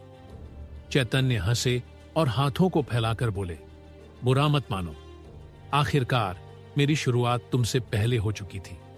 चैतन्य ऑनलाइन शतरंज में करीब 1500 की रेटिंग तक पहुंच चुका था, जो एक शौकिया खिलाड़ी के लिए काफी अच्छा माना जाता है। चैतन्य को बीरा और बाकी के बटलर को हराने के लिए चिंटू की मदद की भी जरूरत नहीं पड़ी। आपके एंड गेम की स्थिति में कई गलतियां थीं। क्या आप चाहेंगे कि मैं आपकी गलतियों को हाईलाइट करूं और उन स्थितियों में सबसे अच्छी चाल सुझाऊं? चिंटू ने चैतन्य से पूछा। अभी नहीं, ये लोग अभी मेरे लिए बहुत कमजोर खिलाड़ी हैं। शायद मुझे तुम्हारी मदद तब चाहिए होगी जब ये बेहतर हो जाए, शायद 100 साल बाद। हा, चैतन्य खुश होकर बोला। मेरी रिपोर्ट के आधार पर बीरा 2 साल के भीतर आपको शतरंज में हरा सकती हैं। उसने इसमें जबरदस्त प्रतिभा दिखाई है। चैतन्य को झटका देते हुए चिंटू बोला। क्या? चैतन्य का घमंड थोड़ा ठेस पहुंचा जब उसने ये सुना। आखिरकार उसने ऑनलाइन शतरंज में अपनी रेटिंग तक पहुंचने के लिए 5 साल से ज्यादा समय तक लगातार खेला था। मास्टर चैतन्य, बस एक और गेम, बीरा ने गिड़गिड़ाते हुए कहा। अरे देखो, घंटी बज रही है, लगता है मुझे सोने जाना होगा। मिलते हैं, चैतन्य ने हवा में गैर मौजूद आवाज को सुनते हुए कहा और भाग गया। बटलर रात तक आपस में शतरंज खेलते रहे, लेकिन जब बीरा ने आंखें बंद करके सोने की कोशिश की तो वो अपने सपनों में शतरंज का बोर्ड देखती रही, जिसमें मास्टर चैतन्य उसके सामने बैठे थे। लेकिन सपने में भी वो मास्टर चैतन्य को नहीं हरा सका। अगले दिन चैतन्य ने बटलरों की बढ़ती शतरंज की ललक को शांत करने के लिए और शतरंज बोर्ड और टुकड़े बनाए। जैसे ही घंटी बजी और उनका काम का दिन खत्म हुआ, वे फटाफट टेबल की ओर दौड़े। 1, दूसरे के खिलाफ अपनी शतरंज की काबिलियत आजमाने को बेताब होकर खेलने बैठ गए। हवेली में जैसे एक युद्ध सा छिड़ गया जो हर इंटेलिजेंट बटलर को अपनी माइंड पावर आजमाने के लिए उकसा रहा था। बीरा जल्द ही बाकियों से एक कदम आगे निकल के गई, क्योंकि अब वो सभी बटलरों के खिलाफ एक भी गेम हारे बिना जीत रही थी। लेकिन जैसे जैसे वे खेलते रहे, बटलरों की एक टीम कौशल का लेवल ऊंचा होता गया। एक दूसरे के सामने बैठे खिलाड़ी ने एक दूसरे से सीखने का मौका दिया, जिसमें जीतने वाला हारने वाले को अपनी गलतियों से सीखने और बेहतर होने की सलाह देता। न सिर्फ बटलर बल्कि कुछ नौकरानियां भी इस खेल को जान गईं, खासकर कौशल्या, जो इस खेल और इसकी चालों व रणनीतियों की जटिलता से तुरंत प्यार कर बैठी। हवेली जल्द ही शतरंज के टुकड़ों की खटखट और कभी कभी गलती या चतुर चाल के कारण महत्वपूर्ण टुकड़े खोने पर निकलने वाली चीखों और आहों से गूंज उठी। दिन बीत गए और आखिरकार साबुन और शैम्पू की एक और खेप नए बेसब्री से इंतजार कर रहे ग्राहकों को भेजने का समय आ गया। जब अमीर मालकिनों और उनकी बेटियों ने अपने दोस्तों को अपनी नई खुशबू दिखाई, तो तुरंत उनके बीच भी इसे खरीदने की तीव्र इच्छा जाग उठी। लेकिन चूंकि रीबॉर्न साबुन और शैम्पू अभी बाजार में अवेलेबल नहीं थे, ये मालकिनों और उनकी सहेलियों के बीच एक जंग सी बन गया। इसकी मांग आसमान छूने लगी। कौशल्या को पहले ही उन मालकिनों के संपर्क में लिया गया था जिनके दोस्त ढेर सारा सामान खरीदना चाहते थे। शुक्र है मास्टर चैतन्य ने इसकी उम्मीद पहले ही कर ली थी और साबुन व शैम्पू का प्रोडक्शन बढ़ा दिया था। कौशल्या खुद को तसल्ली देते हुए बोली, अब कौशल्या नए बेचैन कस्टमर को रीबॉर्न साबुन और शैम्पू की पेटियां पहुंचाने जा रही थी। अरे वाह, यहां से ही इसकी खुशबू आ रही है। जब कौशल्या पेटी को उनके दरवाजे तक घसीट लाई, तो उस घर की अमीर महिला ने चहकते हुए कहा, बिल्कुल, आप एक बार इसे इस्तेमाल कीजिए, उसके बाद आप इसकी तारीफ किए बिना नहीं रह पाएंगी। कौशल्या ने आत्मविश्वास भरी मुस्कान के साथ जवाब दिया, यही वजह है कि रीबॉर्न साबुन और शैम्पू इतना फेमस है। मैं खुद को बहुत भाग्यशाली मानती हूं कि मुझे ये सामान खरीदने का मौका मिला। वो औरत खुशी से लगभग उड़ते हुए बोली। कौशल्या बड़ी सी मुस्कान के साथ मुस्कुराई, क्या आप अंदर आकर चाय पीना चाहेंगी? मालकिन ने कौशल्या से पेशकश की। कौशल्या फॉर्मेलिटी निभाने की कोशिश करते हुए बोली, ओह, मैं आपको तकलीफ नहीं देना चाहती मालकिन। अरे, इसमें क्या तकलीफ है? और फिर हमें अभी बहुत कुछ बात करनी है।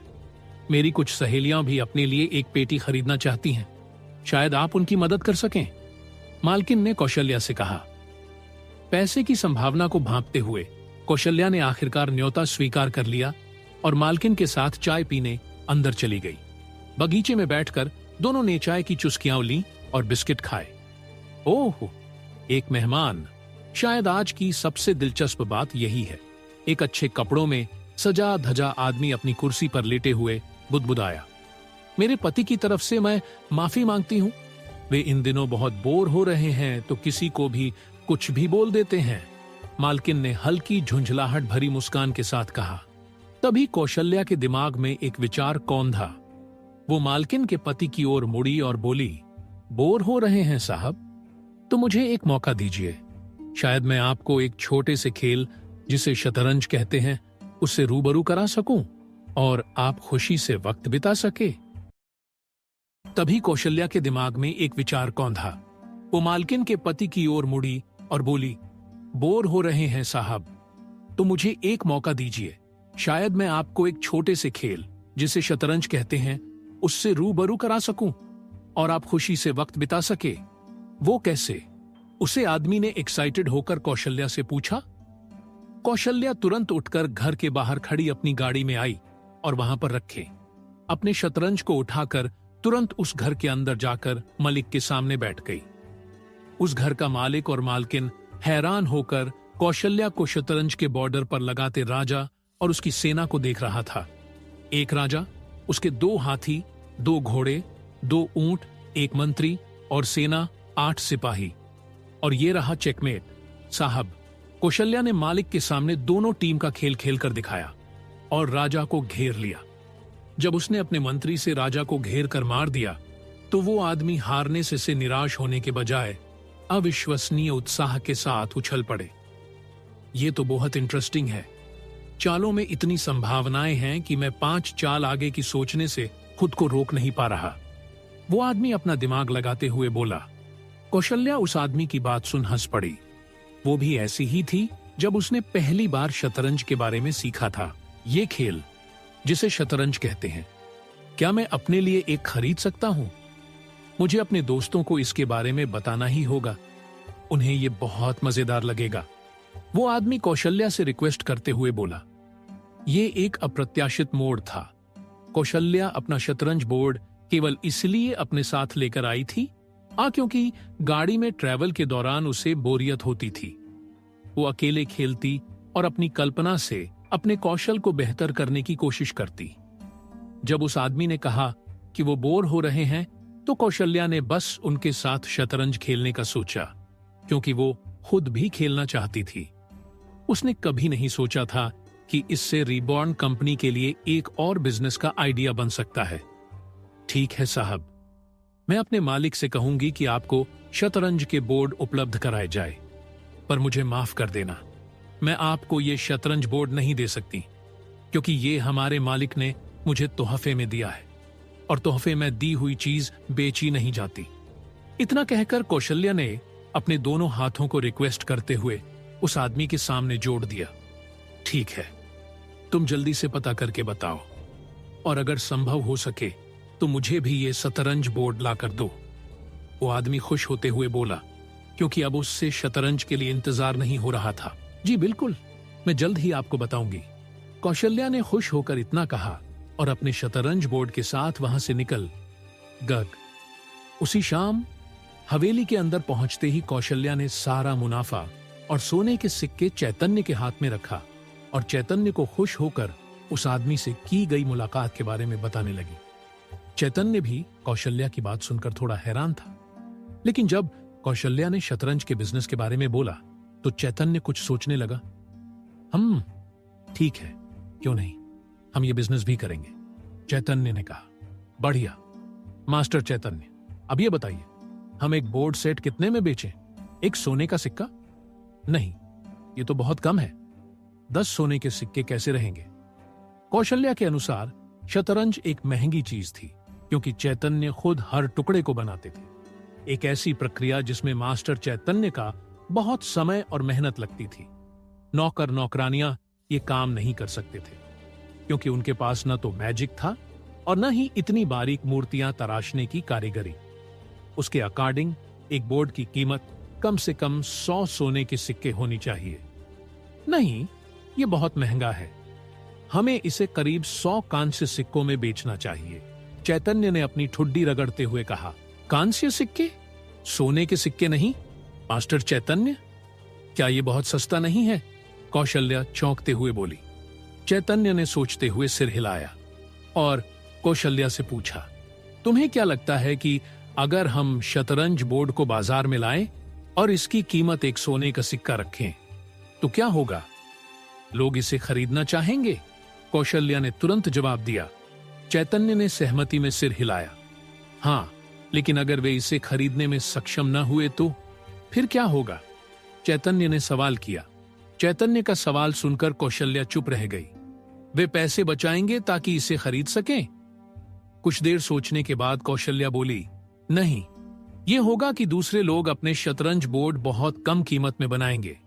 वे इसे बेचेंगे और हमसे ज्यादा कमाएंगे, क्योंकि बहुत सारे लोग इसे खरीदेंगे, चैतन्य ने कौशल्या को बताया। चैतन्य की पिछली दुनिया में शतरंज बहुत आम बात थी। जब भी कोई लोकप्रिय ब्रांड नया प्रोडक्ट लॉन्च करता था, सस्ती नकलें तुरंत बाजार में आ जाती थीं और बहुत कम कीमत पर बिकती थीं। चैतन्य ने आगे कहा, शतरंज बोर्ड में कुछ खास नहीं है, ये बस लकड़ी और कुछ टुकड़ों से बना है, कोई भी इसे बना सकता है। तब कौशल्या को चैतन्य की बात समझ आई। कोई भी उनके शतरंज बोर्ड को इतनी ऊंची कीमत पर नहीं खरीदेगा जब वे खुद इसे बना सकते हैं। कौशल्या तुरंत बोली, मुझे लगता है मैं समझ गई मास्टर चैतन्य, अगर हम इसे कम कीमत पर बेचेंगे तो बहुत सारे लोग इसे खरीद सकेंगे और दूसरों की नकल से पहले हमसे खरीदेंगे। चैतन्य एक और चीज के बारे में सोच रहे थे जो इस दुनिया में नहीं थी, ब्रांडिंग। कभी कभी तुरंत पैसा कमाने से बेहतर होता है कि एक मजबूत ब्रांड बनाया जाए। यही उनके पिछली दुनिया में कंपनियों को ग्लोबल स्टॉलवर्ट बनाता था और उनके मुनाफे को बढ़ाता था। हमने आज रीबॉर्न साबुन और शैम्पू की डिलीवरी से कितना कमाया? चैतन्य ने पूछा। कौशल्या ने उन्हें पिछले से भी बड़ा चमड़े का थैला दिया, लगभग 3,500 सोने के सिक्के। मास्टर, चैतन्य ने थैले का वजन अपने हाथों में लिया। ये $35 लाख के बराबर सोने के सिक्के थे। ये चैतन्य के पिछले जन्म में कमाया गया सबसे ज्यादा पैसा था। और सोचिए, ये उन्होंने सिर्फ एक हफ्ते में कमाया। चैतन्य का दिमाग चकरा गया। लेकिन चूंकि उनके पास इस पैसे का तुरंत कोई उपयोग नहीं था, इसे अपनी कंपनी में निवेश करना बेहतर था। इस पैसे को लो और कुछ लकड़ी के कारीगरों या मैजिशियनों को शतरंज बोर्ड और टुकड़े बनाने के लिए हायर करो। चैतन्य ने कौशल्या को ऑर्डर दिया और चमड़े का थैला कौशल्या के हाथों में वापस रख दिया। समझ गई मास्टर चैतन्य। कौशल्या के कमरे से निकलने से पहले चैतन्य ने एक आखिरी बात जोड़ी। हाँ, और इस खेल को रिबॉर्न शतरंज के नाम से पेश करो। हमें लोगों को बताना होगा कि ये हमारा है। कौशल्या ने हाँ में सर हिलाया और तुरंत निकल गई। अगले दिन कौशल्या फिर से ब्लिंकिंग शहर के लिए निकली, लेकिन इस बार उस आदमी की हवेली में शतरंज बोर्ड डिलीवर करने पहुंचने पर उसने देखा कि हवेली पहले से ही अच्छे कपड़ों में सजे आदमी से गुलजार थी, जो उस खेल को देखने के लिए उत्साहित थे, जिसके बारे में उस आदमी ने इतनी तारीफ की थी। चैतन्य ने इस शिपमेंट के लिए 10 शतरंज बोर्ड बनाए थे, लेकिन अगले ऑर्डर दूसरों कारीगरों द्वारा बनाए जाएंगे। लो, ये आई मेरा शतरंज लेकर आने वाली मेरे दोस्तों, उस आदमी ने गर्व से घोषणा की। ये वही हैं जिन्होंने मुझे इस शानदार खेल से परिचित कराया। कौशल्या पर कई जिज्ञासु निगाहें पड़ी जो सज्जनों की पोशाक में सजे लोगों की थीं। उनके हाव भाव से ही कौशल्या अनुमान लगा सकती थी कि वे बुद्धिजीवी प्रकार के थे। नमस्ते सज्जनों और महोदयाओं, मैं आपके ऑर्डर किए शतरंज बोर्ड डिलीवर करने आई हूं, कौशल्या ने नर्म आवाज में कहा और सावधानी से बोर्ड को मेज पर रख दिया। क्या कहते हो? हम एक मैच खेलें ताकि इन आदमी को नियम समझा सकें? पहले वाले आदमी ने कौशल्या को यह सुझाव दिया। यह मेरे लिए खुशी की बात होगी, कौशल्या ने विनम्र मुस्कान के साथ जवाब दिया। और फिर जो महफिल जमी, उसने पूरी हवेली को गुलजार कर दिया। लगभग 1 घंटे बाद मेज के चारों ओर सज्जनों की भीड़ थी, जो अपनी ठुड्डी रगड़ रहे थे और अपने चश्मे ठीक कर रहे थे। उनकी निगाहें बोर्ड पर टिकी थीं। वे खेल पर पूरी तरह पॉइंट थे। अपने आप में बड़बड़ा रहे थे कि अगर वे उस आदमी की जगह हम होते तो कौन सी चाल चलते। और एक बार फिर, यह चेकमेट है साहब। दर्शकों में एक सामूहिक सांस की आवाज गूंजी। अब जाकर उन्होंने नोटिस किया कि कौशल्या की आखिरी चाल ने पूरी तरह से बोर्ड पर कब्जा कर लिया था। राजा के पास भागने की कोई जगह नहीं बची थी। अरे वाह, हाय राम! अपनी हार के बावजूद कौशल्या के सामने बैठे सज्जन खुशी से चमक उठे। देखा जेंटलमैन, ये खेल हमारे जैसे लोगों के लिए एकदम सही और माइंड वॉर है। ऐसा लगता है जैसे हम जनरल हों जो अपनी सेनाओं को आदेश दे रहे हों। वो आदमी खुश होकर शतरंज की तारीफ करते हुए बोला। बाकी जेंटलमैन चुप हो गए। कुछ सेकंड बाद एक चश्मा लगाए सज्जन ने चुप्पी तोड़ी। आपको अपने राजा को उस जगह नहीं ले जाना चाहिए था जेंटलमैन। आपको अपने मंत्री से उस आखिरी प्यादे की रक्षा करनी चाहिए थी, उन्होंने उस जेंटलमैन को डांटते हुए कहा। उनके शब्दों ने जेंटलमैन के बीच एक जोरदार जंग छेड़ दी। आप पूरी तरह गलत हैं, सबसे अच्छी चाल होनी चाहिए थी। एक आदमी बोल, नहीं नहीं नहीं, साफ है उन्हें पहले ही कैसलिंग कर लेना चाहिए था। दूसरा आदमी बोला, देखो तुम गलत बातें बोल रहे हो, जो उन्हें करना चाहिए था वो मैं दिखाता हूं। चलो अब एक गेम खेलते हैं। तीसरे ने अपनी जगह से खड़े होकर कहा, तुम नहीं खेल सकते, मैं अगला बोर्ड लूंगा। उनमें से एक की आवाज आई, चलो एक गेम खेलते हैं ये तय करने के लिए कि अगला बोर्ड कौन लेगा। वो आदमी बोला जिसने कौशल्या को यहां बुलाया था। ठीक है, मैं तैयार हूं, एक ने हाथ उठाकर तुरंत कहा।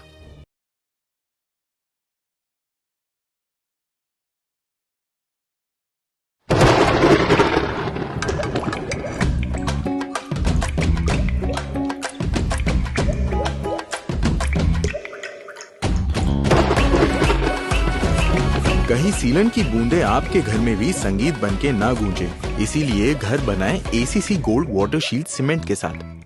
देखो तुम गलत बातें बोल रहे हो। जो उन्हें करना चाहिए था वो मैं दिखाता हूं। चलो अब एक गेम खेलते हैं। तीसरे ने अपनी जगह से खड़े होकर कहा, तुम नहीं खेल सकते, मैं अगला बोर्ड लूंगा। उनमें से एक की आवाज आई, चलो एक गेम खेलते हैं ये तय करने के लिए कि अगला बोर्ड कौन लेगा। वो आदमी बोला जिसने कौशल्या को यहां बुलाया था, ठीक है मैं तैयार हूं। एक ने हाथ उठाकर तुरंत कहा। एक समूह सम्मानित सज्जनों का, जिसमें से अधिकांश ने औपचारिक वस्त्र पहने थे, जल्दी ही शांत हो गया जब कौशल्या ने उनके सामने 9 और शतरंज के बोर्ड प्रस्तुत किए। उत्साह के साथ जो लगभग उन्मादी था, वे जल्दी ही खेल के जुनून में डूब गए। एक के बाद एक शतरंज का खेल खेलते हुए मानो रुकने का कोई इरादा ही ना हो। जब कोई हारता तो विजेता उसका मजाक उड़ाता और ताने मारता, जिससे हारा हुआ व्यक्ति और अधिक प्रेरित होकर शतरंज के बारे में सीखने और अंततः जीतने की कोशिश में जुट जाता। और जब वे आखिरकार जीतते तो मिलने वाली खुशी इतनी तीव्र होती कि वे इस खेल के आदी हो जाते और उस जीत के एहसास को फिर से पाने के लिए दौड़ पड़ते। हारने वाले भी बेहतर बनना चाहते ताकि फिर कभी न हारें। यह एक कभी खत्म न होने वाला चक्र था और इसका सारा प्रॉफिट रिबॉर्न कंपनी को मिल रहा था। सभी जेंटलमैन में से एक व्यक्ति कौशल्या के पास आया।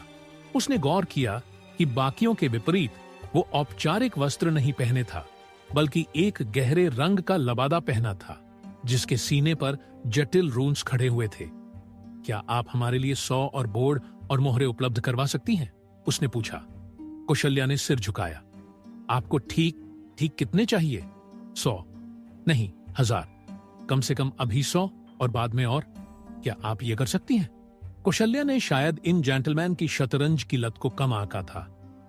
100 बोर्ड, इसके लिए कम से कम 2 दिन लगेंगे महोदय। लबादे वाला व्यक्ति ने नाखून चबाते हुए सहमति में सिर हिलाया।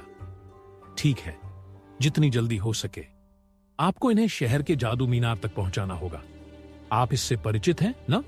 कौशल्या ने सिर हिलाकर हामी भरी। जैसा उसने सोचा था, यह लबादे वाला व्यक्ति जादू मीनार का एक असली जादूगर था। उसने उसकी अनोखी वेशभूषा देखकर यह अनुमान लगाया था। मेरे मीनार के दोस्तों को यह खेल बहुत पसंद आएगा, मुझे यकीन है।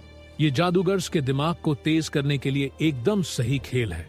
वो आदमी थोड़ा मिस्टीरियस तरीके से बोला। कौशल्या कल्पना कर सकती थी कि मास्टर चैतन्य कितने खुश होंगे ये जानकर कि उनकी बनाई हुई चीज अब जादू मीनार तक पहुंच रही है। वैसे इस खेल का नाम फिर से क्या है? उस आदमी ने पूछा। ये खेल रिबॉर्न शतरंज कहलाता है, कौशल्या ने जवाब दिया। कई दिन बीत गए। बिल्किंग शहर में कुछ अजीब होने लगा। अचानक एक नई कंपनी रिबॉर्न ने शहर में हर किसी के चर्चा और मनोरंजन के समय पर कब्जा कर लिया। महिलाएं बस रिबॉर्न के साबुन और शैम्पू की बातें कर रही थीं, जिन्हें अफवाहों के मुताबिक एक बार इस्तेमाल करने से कोई भी साधारण व्यक्ति चमकदार सुंदरता में बदल सकता था। शहर की हर महिला रिबॉर्न साबुन और शैम्पू से नहाना चाहती थी। ये महिलाओं के समुदाय में आम सहमति थी, जिसका मतलब था कि बाकी साबुन निर्माता और कंपनियां इस दौड़ में पिछड़ रही थीं। तुम्हारा मतलब है कि तुम्हें इसे बनाने का तरीका नहीं पता? ये तो बस साबुन है। अगर वे बना सकते हैं तो हम भी बना सकते हैं। एक बड़े साबुन प्रोडक्शन का मालिक अपने कर्मचारियों पर गुस्से में चिल्लाया। यह असंभव है साहब। उनकी रेसिपी हमारी और बाकियों की बनाई रेसिपी से पूरी तरह अलग है। मुझे तो ये भी नहीं पता कि क्या वे वही सामग्री इस्तेमाल करते हैं जो हम करते हैं। साबुन बनाने वाले कारीगर बोले। साबुन कंपनी का मालिक निराश होकर अपने डेस्क पर सिर झुका लेता है।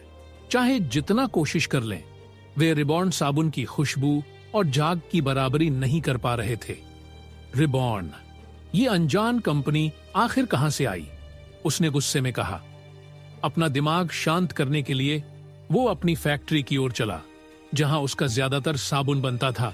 लेकिन वहां मेहनत से बड़े बड़े कड़ाहों में साबुन बनाने या आग जलाने वाले कर्मचारियों के बजाय उसने देखा कि सारे कर्मचारी एक मेज के इर्द गिर्द जमा थे, किसी और चीज पर ध्यान दे रहे थे। उसे वो प्यादा ले लेना चाहिए था। हाँ, अब उसका हाथ ही खतरे में है। उन सब की बात सुनकर भौहें चढ़ाकर मालिक मेज के पास गया और उसने अपने 2 अनुभवी कर्मचारियों को लकड़ी के टुकड़ों और एक बोर्ड पर किसी अजीब खेल में व्यस्त देखा।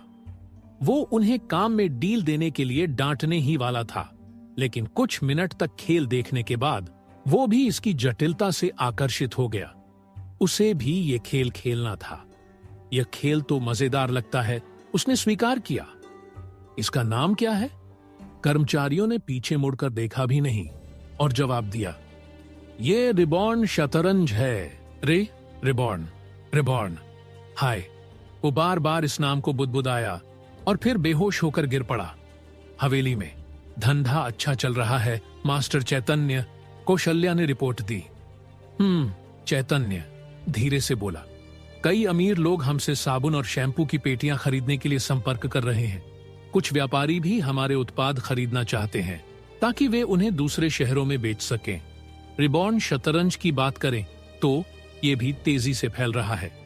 हमारा सबसे बड़ा ग्राहक अभी जादू मीनार है, जहां ज्यादातर जादूगर अपने लिए एक सेट खरीद रहे हैं।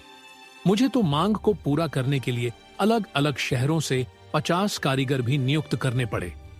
चैतन्य अपने बिस्तर पर बैठकर कौशल्या की अपनी गुप्त कंपनी रिबॉर्न के बारे में रिपोर्ट सुन रहा था। उसे उम्मीद नहीं थी कि ये इतनी तेजी से बढ़ेगी। उनके उत्पादों की मांग उनकी मौजूदा उत्पादन क्षमता से कहीं ज्यादा थी। चैतन्य जानता था कि वो हर दिन ज्यादा साबुन और शैम्पू नहीं बना सकता। इसके लिए उसे और लोगों की जरूरत थी, बहुत सारे लोगों की, जो उन सफाई उत्पादों को बना सकें जिनकी हर कोई मांग कर रहा था। इस समस्या को हल करने के लिए चैतन्य जानता था कि उसे और कर्मचारी नियुक्त करने होंगे। मैंने सुना है कि जो कोई भी हमारा उत्पाद इस्तेमाल करता है वो फिर कभी पुराने साबुन की ओर नहीं जाता। ये शानदार नहीं है मास्टर चैतन्य, कौशल्या ने मुस्कुराते हुए कहा। लेकिन यह सुनकर चैतन्य की भौहें सिकुड़ गईं। बाकी साबुन बनाने वाली कंपनियों का क्या हाल है? उनके साथ क्या हो रहा है? चैतन्य ने कौशल्या से पूछा। वे अच्छा नहीं कर रही हैं, कौशल्या ने जवाब दिया। चैतन्य के माथे पर लकीरें पड़ गईं। कौशल्या यह समझने में असमंजस थी कि चैतन्य इस नतीजे से खुश क्यों नहीं है। यह अच्छा नहीं है, चैतन्य ने धीरे से कहा। मुझे खेद है, लेकिन क्या यह हमारी कंपनी के लिए अच्छा नहीं होना चाहिए? कौशल्या ने झिझकते हुए पूछा। कम प्रतिस्पर्धा के साथ हमें भविष्य में और ज्यादा ग्राहक मिलेंगे। चैतन्य ने एक आह भरी। लेकिन इसका मतलब यह भी है कि हम उनके धंधे और उनके परिवारों की आजीविका को बर्बाद कर रहे हैं। अगर वे साबुन नहीं बेच पाएंगे तो वे जीवित नहीं रह पाएंगे। चैतन्य परेशान होकर बोला। कौशल्या भी ये सुन थोड़ा हैरान हुई। मैंने ये धंधा पैसा कमाने के लिए शुरू नहीं किया, मैंने ये इसलिए किया ताकि हर किसी का जीवन और आरामदायक हो सके। चैतन्य के शब्द सुनकर कौशल्या के दिल में एक गर्माहट फैल गई। भले ही चैतन्य के पास लालची और निर्मम व्यवसायी बनने का हर कारण था, फिर भी वो दूसरों की चिंता करता था। तो हमें क्या करना चाहिए मास्टर चैतन्य? कौशल्या ने चैतन्य से पूछा। क्या? कौशल्या ने पूछा। इसका हल आसान है, हम उन्हें खरीद लेंगे। स्थानीय साबुन व्यवसायों को दिवालिया करने के बजाय चैतन्य उन्हें अपनी कंपनी में शामिल करना चाहता था। ये सभी के लिए फायदे का सौदा था। तो हमें क्या करना चाहिए मास्टर चैतन्य? कौशल्या ने चैतन्य से पूछा। क्या? कौशल्या ने पूछा। इसका हल आसान है, हम उन्हें खरीद लेंगे। स्थानीय साबुन व्यवसायों को दिवालिया करने के बजाय चैतन्य उन्हें अपनी कंपनी में शामिल करना चाहता था। ये सभी के लिए फायदे का सौदा था। रिबॉर्न साबुन और शैम्पू की जबरदस्त फेम के कारण पारंपरिक साबुन बनाने का व्यवसाय करने वालों के लिए समय बहुत मुश्किल हो गया। कुछ ही दिनों में उनके पूरे व्यवसाय धराशायी हो गए। कोई भी उनके उत्पाद नहीं खरीद रहा था। पापा, क्या आप मुझे एक शतरंज का बोर्ड खरीद सकते हैं? प्लीज पापा। एक छोटा लड़का अपने पिता की आस्तीन खींचते हुए आंखों में उम्मीद लिए बोला। पिता कोई और नहीं बल्कि उस असफल साबुन बनाने वाले व्यवसाय का मालिक था। मुझे माफ करना बेटा, अभी हमारे पास पैसे थोड़े कम हैं। अगले साल तुम्हारे लिए शतरंज का बोर्ड ले लेंगे, ठीक है? उसने जबरदस्ती मुस्कुराते हुए घुटनों के बल बैठकर लड़के के सिर पर हाथ फेरा। नहीं, मुझे अभी चाहिए, लड़का रोते हुए चिल्लाया और वहां से भाग गया। अपने बच्चे को आंसुओं में देखकर उस आदमी ने आह भरी, लेकिन वो कुछ कर नहीं सका सिवाय इसके कि लड़के को अपनी नाराजगी में अकेला छोड़ दे। अब जब कोई उनके साबुन नहीं खरीद रहा था, उनके पास इतना पैसा भी नहीं था कि व्यवसाय को चला सके। उसने जो कुछ बचाया था वो सब अपने कर्मचारियों को इस मुश्किल वक्त में ठीक ठाक वेतन देने में खर्च हो रहा था। खट खट। तभी उसके ऑफिस के दरवाजे पर अचानक हुई खटखट ने उसे विचारों से बाहर खींचा। उसने जल्दी से आए हुए मेहमान का स्वागत किया, उम्मीद करते हुए कि शायद ये कोई संभावित ग्राहक हो। जल्दी से खुद को संभालते हुए उसने अपनी सबसे अच्छी मुस्कान लगाई। नमस्ते, मैं आपके लिए क्या कर सकता हूं? उस व्यापारी ने मुस्कुराकर पूछा। दरवाजा खुला और एक युवती अंदर आई, जिसने विनम्रता से झुककर अभिवादन किया और फिर बोली, सुप्रभात महोदय, मैं रिबॉर्न कंपनी की ओर से प्रतिनिधि के रूप में आई हूं। उस नाम के जिक्र पर वो आदमी सख्त हो गया। उसने कभी नहीं सोचा था कि जिस कंपनी ने उसकी मुश्किलें पैदा की, उसी ने किसी को उसके दरवाजे तक भेजा है। उसका लहजा तीखा हो गया। आप क्या चाहती हैं? उस आदमी ने बुरा सा मुंह बनाकर पूछा। कौशल्या उस आदमी के सामने बैठी और एक कागज उसके डेस्क पर सरकाया। उस आदमी ने उस कागज की ओर देखा तक नहीं, बल्कि अपनी तीखी नजरें कौशल्या पर ही टिकाए रखीं। उसकी साफ दुश्मनी देखकर कौशल्या को समझ आ गया कि उसे अपनी रणनीति बदलनी होगी। महोदय, आप साबुन का व्यवसाय क्यों करते हैं? कौशल्या ने पूछा। क्या यह स्पष्ट नहीं है कि मैं ये बिजनेस क्यों करता हूं? उसने तंज कसते हुए कहा। मैं पैसा कमाना चाहता था, लेकिन आपकी कंपनी की वजह से मैं अपने बेटे के जन्मदिन के लिए एक शतरंज का बोर्ड भी नहीं खरीद सकता। मेरे कर्मचारी खाने के लिए तरस रहे हैं। वो आदमी गुस्से से बोला। बिना एक शब्द कहे कौशल्या ने वो कागज उठाया और उसे उस आदमी के सामने दिखाया, ये सुनिश्चित करते हुए कि वो उस पर ध्यान दे। ये हमारे साबुन की रेसिपी है। कौशल्या ने प्यारी सी मुस्कान के साथ उस आदमी से ये कहा।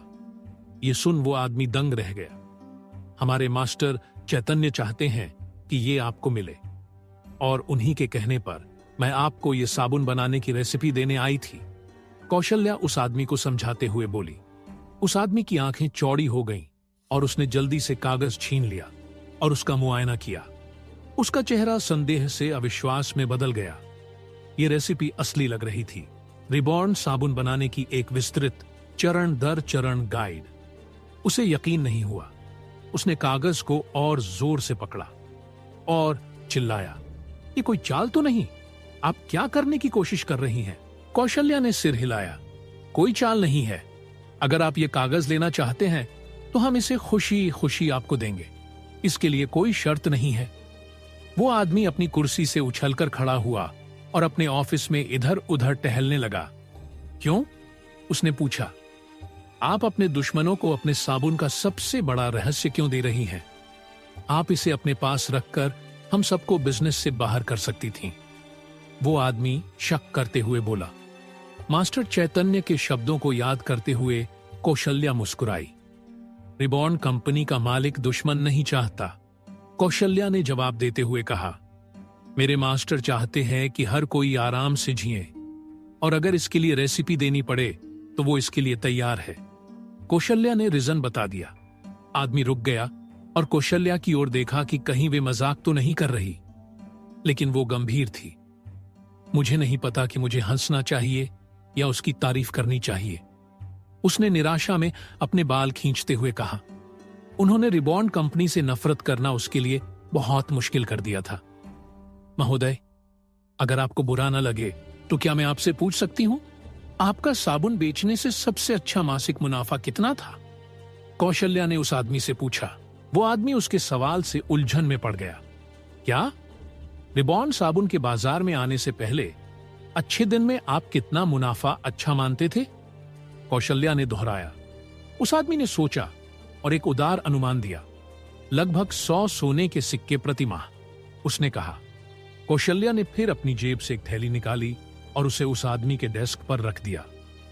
वो उस खनकती आवाज को किसी और चीज से भूल नहीं सकता था। ये सोने के सिक्के थे और बहुत सारे थे। रिबॉर्न कंपनी आपको एक मौका देना चाहती है, कौशल्या ने कहा। अगर आप हमारी कंपनी के बैनर तले आते हैं तो हम आपको तुरंत 1000 सोने के सिक्के देने को तैयार हैं, साथ ही हर महीने बिक्री का एक हिस्सा, अगर आप हमारे लिए रिबॉर्न उत्पाद बनाएंगे। वो आदमी हांफने लगा। उसका दिमाग कौशल्या के कहे शब्दों में खो गया। अगर आप हमारे साथ आते हैं तो आप आधिकारिक तौर पर रिबॉर्न साबुन और शैम्पू बेचेंगे। वो आदमी अपनी कुर्सी पर वापस ढह गया। और अगर मैं मना कर दूं, क्या आप रेसिपी वापस ले लेंगी? नहीं, वो रेसिपी आपकी है। आप उस साबुन को किसी और नाम से बेच सकते हैं और हम आपके व्यवसाय में दखल नहीं देंगे। हालांकि मैं आपको याद दिला दूं कि हमारी रिबॉर्न कंपनी सिर्फ एक उत्पाद तक सीमित नहीं है। हमारे कंपनी के नेता के पास और भी कई उत्पाद और प्रोजेक्ट प्लान हैं। उनके पास लोशन, परफ्यूम और ऐसे ही अन्य उत्पाद बनाने की योजना है। ये सिर्फ सफाई उत्पादों तक सीमित नहीं है। और जैसा कि आप जानते हैं, हम वही हैं जिन्होंने बाजार में शतरंज पेश किया। अगर आप हमारे साथ जुड़ते हैं तो आपके पास कुछ बहुत बड़ा हिस्सा बनने का मौका होगा। अगर वो आदमी संकीर्ण सोच वाला होता तो वो सिर्फ रेसिपी ले लेता और खुद रिबॉर्न साबुन बनाकर सारा मुनाफा रख लेता। लेकिन लंबे समय में अगर वो रिबॉर्न कंपनी की बड़ी सफलता के साथ बिजनेस पार्टनर बनता तो उसे कहीं ज्यादा मुनाफा मिल सकता था। आखिरकार इस कंपनी का भविष्य बहुत उज्जवल था। फिर भी ये एक बड़ा फैसला था। आप अभी इसके बारे में सोच विचार कर सकते हैं, कौशल्या ने कहा। मैं बाद में आपका जवाब सुनने वापस आऊंगी। कौशल्या फिर दरवाजे की ओर बढ़ी और जाने से पहले उसे एक बार फिर विनम्रता से झुककर अभिवादन किया। वो आदमी अपनी कुर्सी पर बैठा रहा, सिर को हाथों में थामे। यहां लिया गया उसका फैसला उसके और उसके परिवार के भविष्य को बेहतर या बदतर कर सकता था। तभी दरवाजा जोर से खुला। उसका बेटा दौड़ता हुआ अंदर आया, चेहरे पर सबसे बड़ी मुस्कान लिए, हाथ में एक शतरंज का बोर्ड पकड़े हुए जो चैतन्य ने खुद बनाया था। कौशल्या ने इसे एक तोहफे के रूप में छोड़ा था। थैंक यू पापा, आई लव यू। उसके कुछ कहने से पहले ही उसका बेटा उससे लिपट गया और उसे जोर से गले लगाया। उस आदमी की मुस्कान बढ़ गई, उसकी आंखों में आंसू छलक आए। उस पल में उसका फैसला साफ हो गया। वो उनका बिजनेस पार्टनर बनने का प्रपोजल करने जा रहा था। कौशल्या ने इसे एक तोहफे के रूप में छोड़ा था। थैंक यू पापा, आई लव यू। उसके कुछ कहने से पहले ही उसका बेटा उससे लिपट गया और उसे जोर से गले लगाया। उस आदमी की मुस्कान बढ़ गई, उसकी आंखों में आंसू छलक आए। उस पल में उसका फैसला साफ हो गया। वो उनका बिजनेस पार्टनर बनने का प्रपोजल एक्सेप्ट करने जा रहा था। बिल्ट हवेली।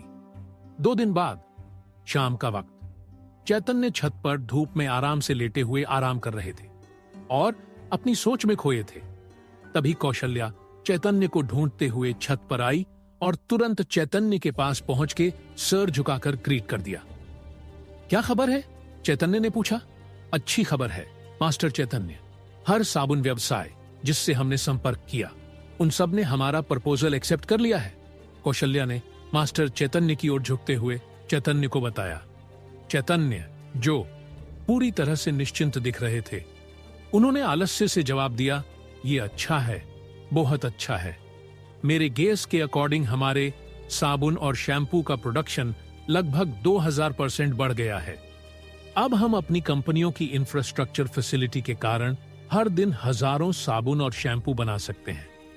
चैतन्य ने बिना कौशल्या की तरफ देखे ही कहा।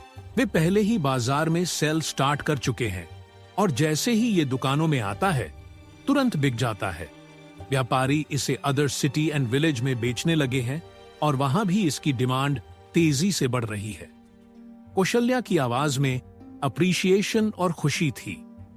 कौशल्या ने कभी नहीं सोचा था कि साबुन के सीक्रेट फॉर्मूले को साझा करने से उनकी कंपनी के लिए इतना बड़ा लाभ होगा। कौशल्या ने मास्टर चैतन्य की ओर ऐसे देखा जैसे उनके हाथ में मायदास का स्पर्श हो, जो हर चीज को सोने में बदल देता हो। बेशक चैतन्य को नहीं लगता था कि वो कुछ खास कर रहे हैं। उनके अनुसार वो बस अपनी पिछली दुनिया के कॉरपोरेट बिजनेस प्रथाओं का पालन कर रहे थे। हमने कितना कमाया? चैतन्य ने कौशल्या से पूछा। कौशल्या मुस्कुराई और दरवाजे की ओर इशारा किया। दोनों ने देखा कि एक नौकरानी भारी मेहनत से एक लकड़ी का संदूक ऊपर की ओर खींच रही थी। जिस तरह से वो इसे धकेल रही थी, उससे चैतन्य को अंदाजा हो गया कि ये काफी भारी था। बड़ी मेहनत के बाद नौकरानी ने लकड़ी का संदूक खोला, जिसमें हजारों चमकते हुए सिक्के थे। उनकी चमक चैतन्य के चेहरे पर पड़ी, जिससे कौशल्या का चेहरा पल भर के लिए पीला दिखाई देने लगा। सभी खर्चों का भुगतान करने के बाद भी हमारा शुद्ध लाभ लगभग 15 शून्य सोने के सिक्कों का है। कौशल्या ने चैतन्य को पूरा प्रॉफिट बताया। चैतन्य ने शांत रहने की पूरी कोशिश की, लेकिन जब उन्होंने सोने को अमेरिकी डॉलर में बदला तो वे गहरी सांस लेने से खुद को रोक न सके। 15 शून्य सोने के सिक्कों का मतलब था 15 शून्य शून्य डॉलर। ये वो धनराशि थी जो उन्होंने एक ही दिन में कमाई थी। लगता है मैं अमीर हो गया हूं और अब मैं खुद को बिलेनियर भी बोल सकता हूं। चैतन्य अविश्वसनीय तरीके से खुद से बोला। रीबॉर्न साबुन और शैम्पू के बढ़ते उत्पादन के कारण कंपनी का स्टेटस आसमान छूने लगा। हर आते दिन के साथ ये देखा गया कि लोग रीबॉर्न साबुन और शैम्पू के कारण बार बार स्नान कर रहे थे और अपने हाथ धो रहे थे, जिससे बीमारियों का प्रसार काफी हद तक कम हो गया। 2 महीनों में रीबॉर्न कंपनी ने सभी के दिल जीत लिए, चाहे वे पुरुष हों, महिला हों, बूढ़े हों या जवान। महिलाओं के लिए उनके साबुन एक आवश्यक इसेंशियल लग्जरीज बन गए और पुरुषों के लिए उनका नया बोर्ड गेम एक जुनून बन गया। ब्लिंकिंग शहर में रीबॉर्न कंपनी सबसे ट्रेंडिंग टॉपिक बन गई, जो अखबारों और गपशप के घेरों में छा गई। हर कोई जानना चाहता था कि वे कहां से आए और इन अद्भुत उत्पादों को बनाने वाला कौन है। कई तरह की अटकलें थीं, जैसे कि मालिक भविष्य से आया एक मैजिशियन है, या पहाड़ों में 1000 साल तक रहने वाला एक ऋषि, या फिर बस एक साधारण व्यक्ति जिसकी प्रतिभा की कोई सीमा नहीं थी। और स्थानीय साबुन बिजनेस मालिक को लगभग दिवालिया करने के बावजूद कोई भी रीबॉर्न कंपनी से नाराज नहीं था। यहां तक कि बर्बाद हुए साबुन बिजनेसमैन भी उनकी तारीफ करते थे, रीबॉर्न की उदारता की प्रशंसा करते थे। इससे इस उभरती कंपनी के आसपास का रहस्य और गहरा गया। वे कस्बे की चर्चा का सेंटर पॉइंट थे। ब्लिंकिंग के लगभग हर घर में रीबॉर्न कंपनी का नाम जाना जाता था और उनके प्रोडक्ट का यूज धार्मिक रूप से किया जा रहा था। जल्द ही ये ट्रेंड आसपास के अन्य कस्बों और शहरों में भी फैल गया। ये केवल समय की बात थी कि वे बाजार का एक बड़ा हिस्सा अपने नाम कर लेंगे। लेकिन निश्चित रूप से ब्लिंकिंग की सबसे बड़ी कंपनी के सिर पर यह सब नहीं चढ़ा। हमारे सर्वे से पता चलता है कि इस रीबॉर्न व्यवसाय के कारण हमारी कंपनी की लोकप्रियता कम से कम 30% कम हो गई है। एक मशहूर कंपनी का मैनेजर अपने मालिक के सामने सर झुकाते हुए बोला। क्या? कंपनी का मालिक चौंकते हुए बोला। मैनेजर ने हां में सर हिला दिया। किसी को कोई अंदाजा है कि ये उभरते लोग कहां से आए हैं? क्या ये हमारे अन्य बिजनेस राइवल की कोई चाल है? कंपनी के मालिक ने परेशान होकर पूछा। ये रीबॉर्न कंपनी सबसे अलग है। हमारे बिजनेस राइवल भी, वे भी हमारे जैसा ही महसूस कर रहे हैं। उन्हें भी हमारी तरह घाटा हो रहा है। मैनेजर ने अपने परेशान मालिक को जवाब दिया। शूट पहने हुए कुछ बुजुर्ग प्रतिष्ठित पुरुष एक लंबी मेज पर बैठे थे और अपने हाथों में रिपोर्ट्स देख रहे थे। यह स्पष्ट था कि यह बैठक अनप्लैन्ड थी, क्योंकि मीटिंग में मौजूद आधे से ज्यादा आदमी थके हुए और नींद से वंचित दिख रहे थे। उनमें से कई ने अपनी वास्कट तक ठीक से नहीं बांधी थी। आधी रात हो चुकी थी। कमरा केवल मशालों और मोमबत्तियों की रोशनी से जगमगा रहा था। लेकिन वे अभी भी इस नई रीबॉर्न कंपनी के साथ क्या करना है, इस पर चर्चा खत्म नहीं कर पाए थे। समस्या क्या है सज्जनों? हमें एक साबुन कंपनी के बारे में क्यों चिंता करनी चाहिए? ये ब्लिंकिंग में हमारे इंपोर्टेड बिजनेस को प्रभावित नहीं करेगा। एक युवा व्यक्ति ने कहा, जो स्पष्ट रूप से बाकियों की तुलना में कम अनुभवी था। उसके सवाल का जवाब देने वाला एक गंजा बुजुर्ग व्यक्ति था जो उसके सामने बैठा था। प्रॉब्लम ये नहीं है कि वे अभी क्या बना रहे हैं, प्रॉब्लम ये है कि वे लोगों के बीच विश्वास हासिल करने लगे हैं। अभी वे सिर्फ साबुन और शैम्पू बना रहे हैं, लेकिन अगर उन्होंने अन्य प्रोडक्ट बनाना शुरू कर दिया तो उनकी अब तक की स्टेटस को देखते हुए ज्यादातर लोग उनकी लोकप्रियता के कारण उनके प्रोडक्ट्स को तुरंत आजमाएंगे। उसने रिपोर्ट्स की ओर इशारा किया। देखिए, उनके नए बोर्ड गेम के साथ क्या हुआ। इसे तुरंत बहुसंख्यकों ने अपने नए शौक के रूप में स्वीकार कर लिया। मैनेजर ने फाइल आगे बढ़ाकर सबूत दे दिए। इस तरह का प्रभाव हमारे लिए मुसीबत का सबब है। हम उन्हें अपने ग्राहकों को ले जाने की इजाजत नहीं दे सकते, वरना हमारा बिजनेस ठप हो जाएगा, गंजा व्यक्ति ने कहा। उसके शब्द जैसे जैसे आगे बढ़े और गुस्से से भरे होते गए। हमें ऐसा होने देना ही नहीं है। कमरे में भारी खामोशी छा गई। आखिरकार किसी ने बोलना शुरू किया, हम क्या करेंगे? ये सवाल हर किसी के दिमाग में था और इस कमरे में केवल एक व्यक्ति का जवाब मायने रखता था, और वो व्यक्ति था ब्लिंकिंग और इसके आसपास के कस्बों की सबसे बड़ी कंपनी का मालिक, जो मेज के सबसे अंत में बैठा था। उसकी स्थिति ही उसका अलग दर्जा दर्शाती थी। वो व्यक्ति खड़ा हुआ, उसकी पीठ सीधी और मुद्रा दृढ़ थी। वो एकमात्र व्यक्ति था जिसका सूट पूरी तरह से साफ था। बाकियों के कपड़ों पर लंबी बैठक के कारण सिलवटें और धूल के धब्बे थे। हम कुछ नहीं कर सकते, उस कंपनी के मालिक ने साफ तौर पर कहा। लेकिन मास्टर, इससे आपके उत्तराधिकार प्रभावित होगा। आपके बेटे का क्या होगा, सोचिए जरा। उसको आप संपत्ति के रूप में क्या देंगे? क्या आप अपने पिता की बनाई पूरी संपत्ति के लिए लड़ना नहीं चाहते? दाढ़ी वाले बुजुर्ग ने दबाव डाला। मेरे पास बिल्ट कंपनी के उत्तराधिकार के लिए प्रतिस्पर्धा करने की कोई योजना नहीं है। मास्टर ने बिना किसी हिचकिचाहट के सीधे जवाब दे दिया। हाँ, ये सही था। ब्लिंकिंग की सबसे बड़ी कंपनी का मालिक और रीबॉर्न कंपनी का वर्तमान दुश्मन कोई और नहीं बल्कि चैतन्य के पिता संकेत बिल्ट थे, जो यहां मौजूद सभी लोगों के मालिक थे। आखिरकार यही वो व्यवसाय था जिसने बिल्ट नाम को प्रसिद्ध बनाया था। यही वो बिजनेस था जिसने उन्हें दुनिया की सबसे अमीर परिवार बनाया था।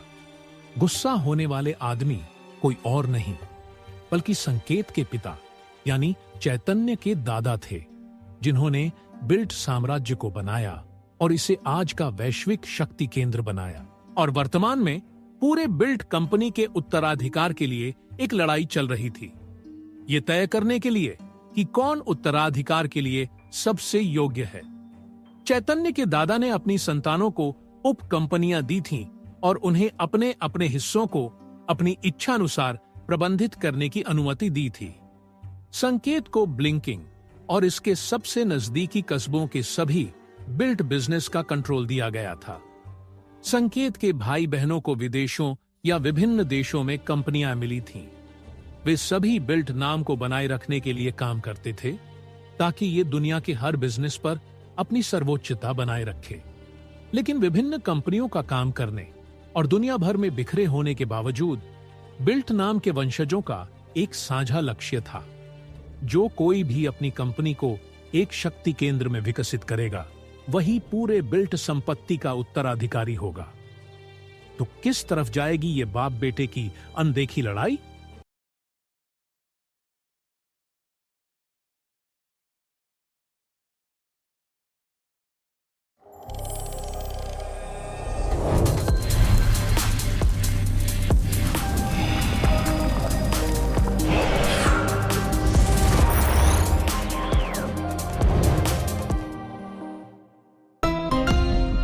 Xiaomi.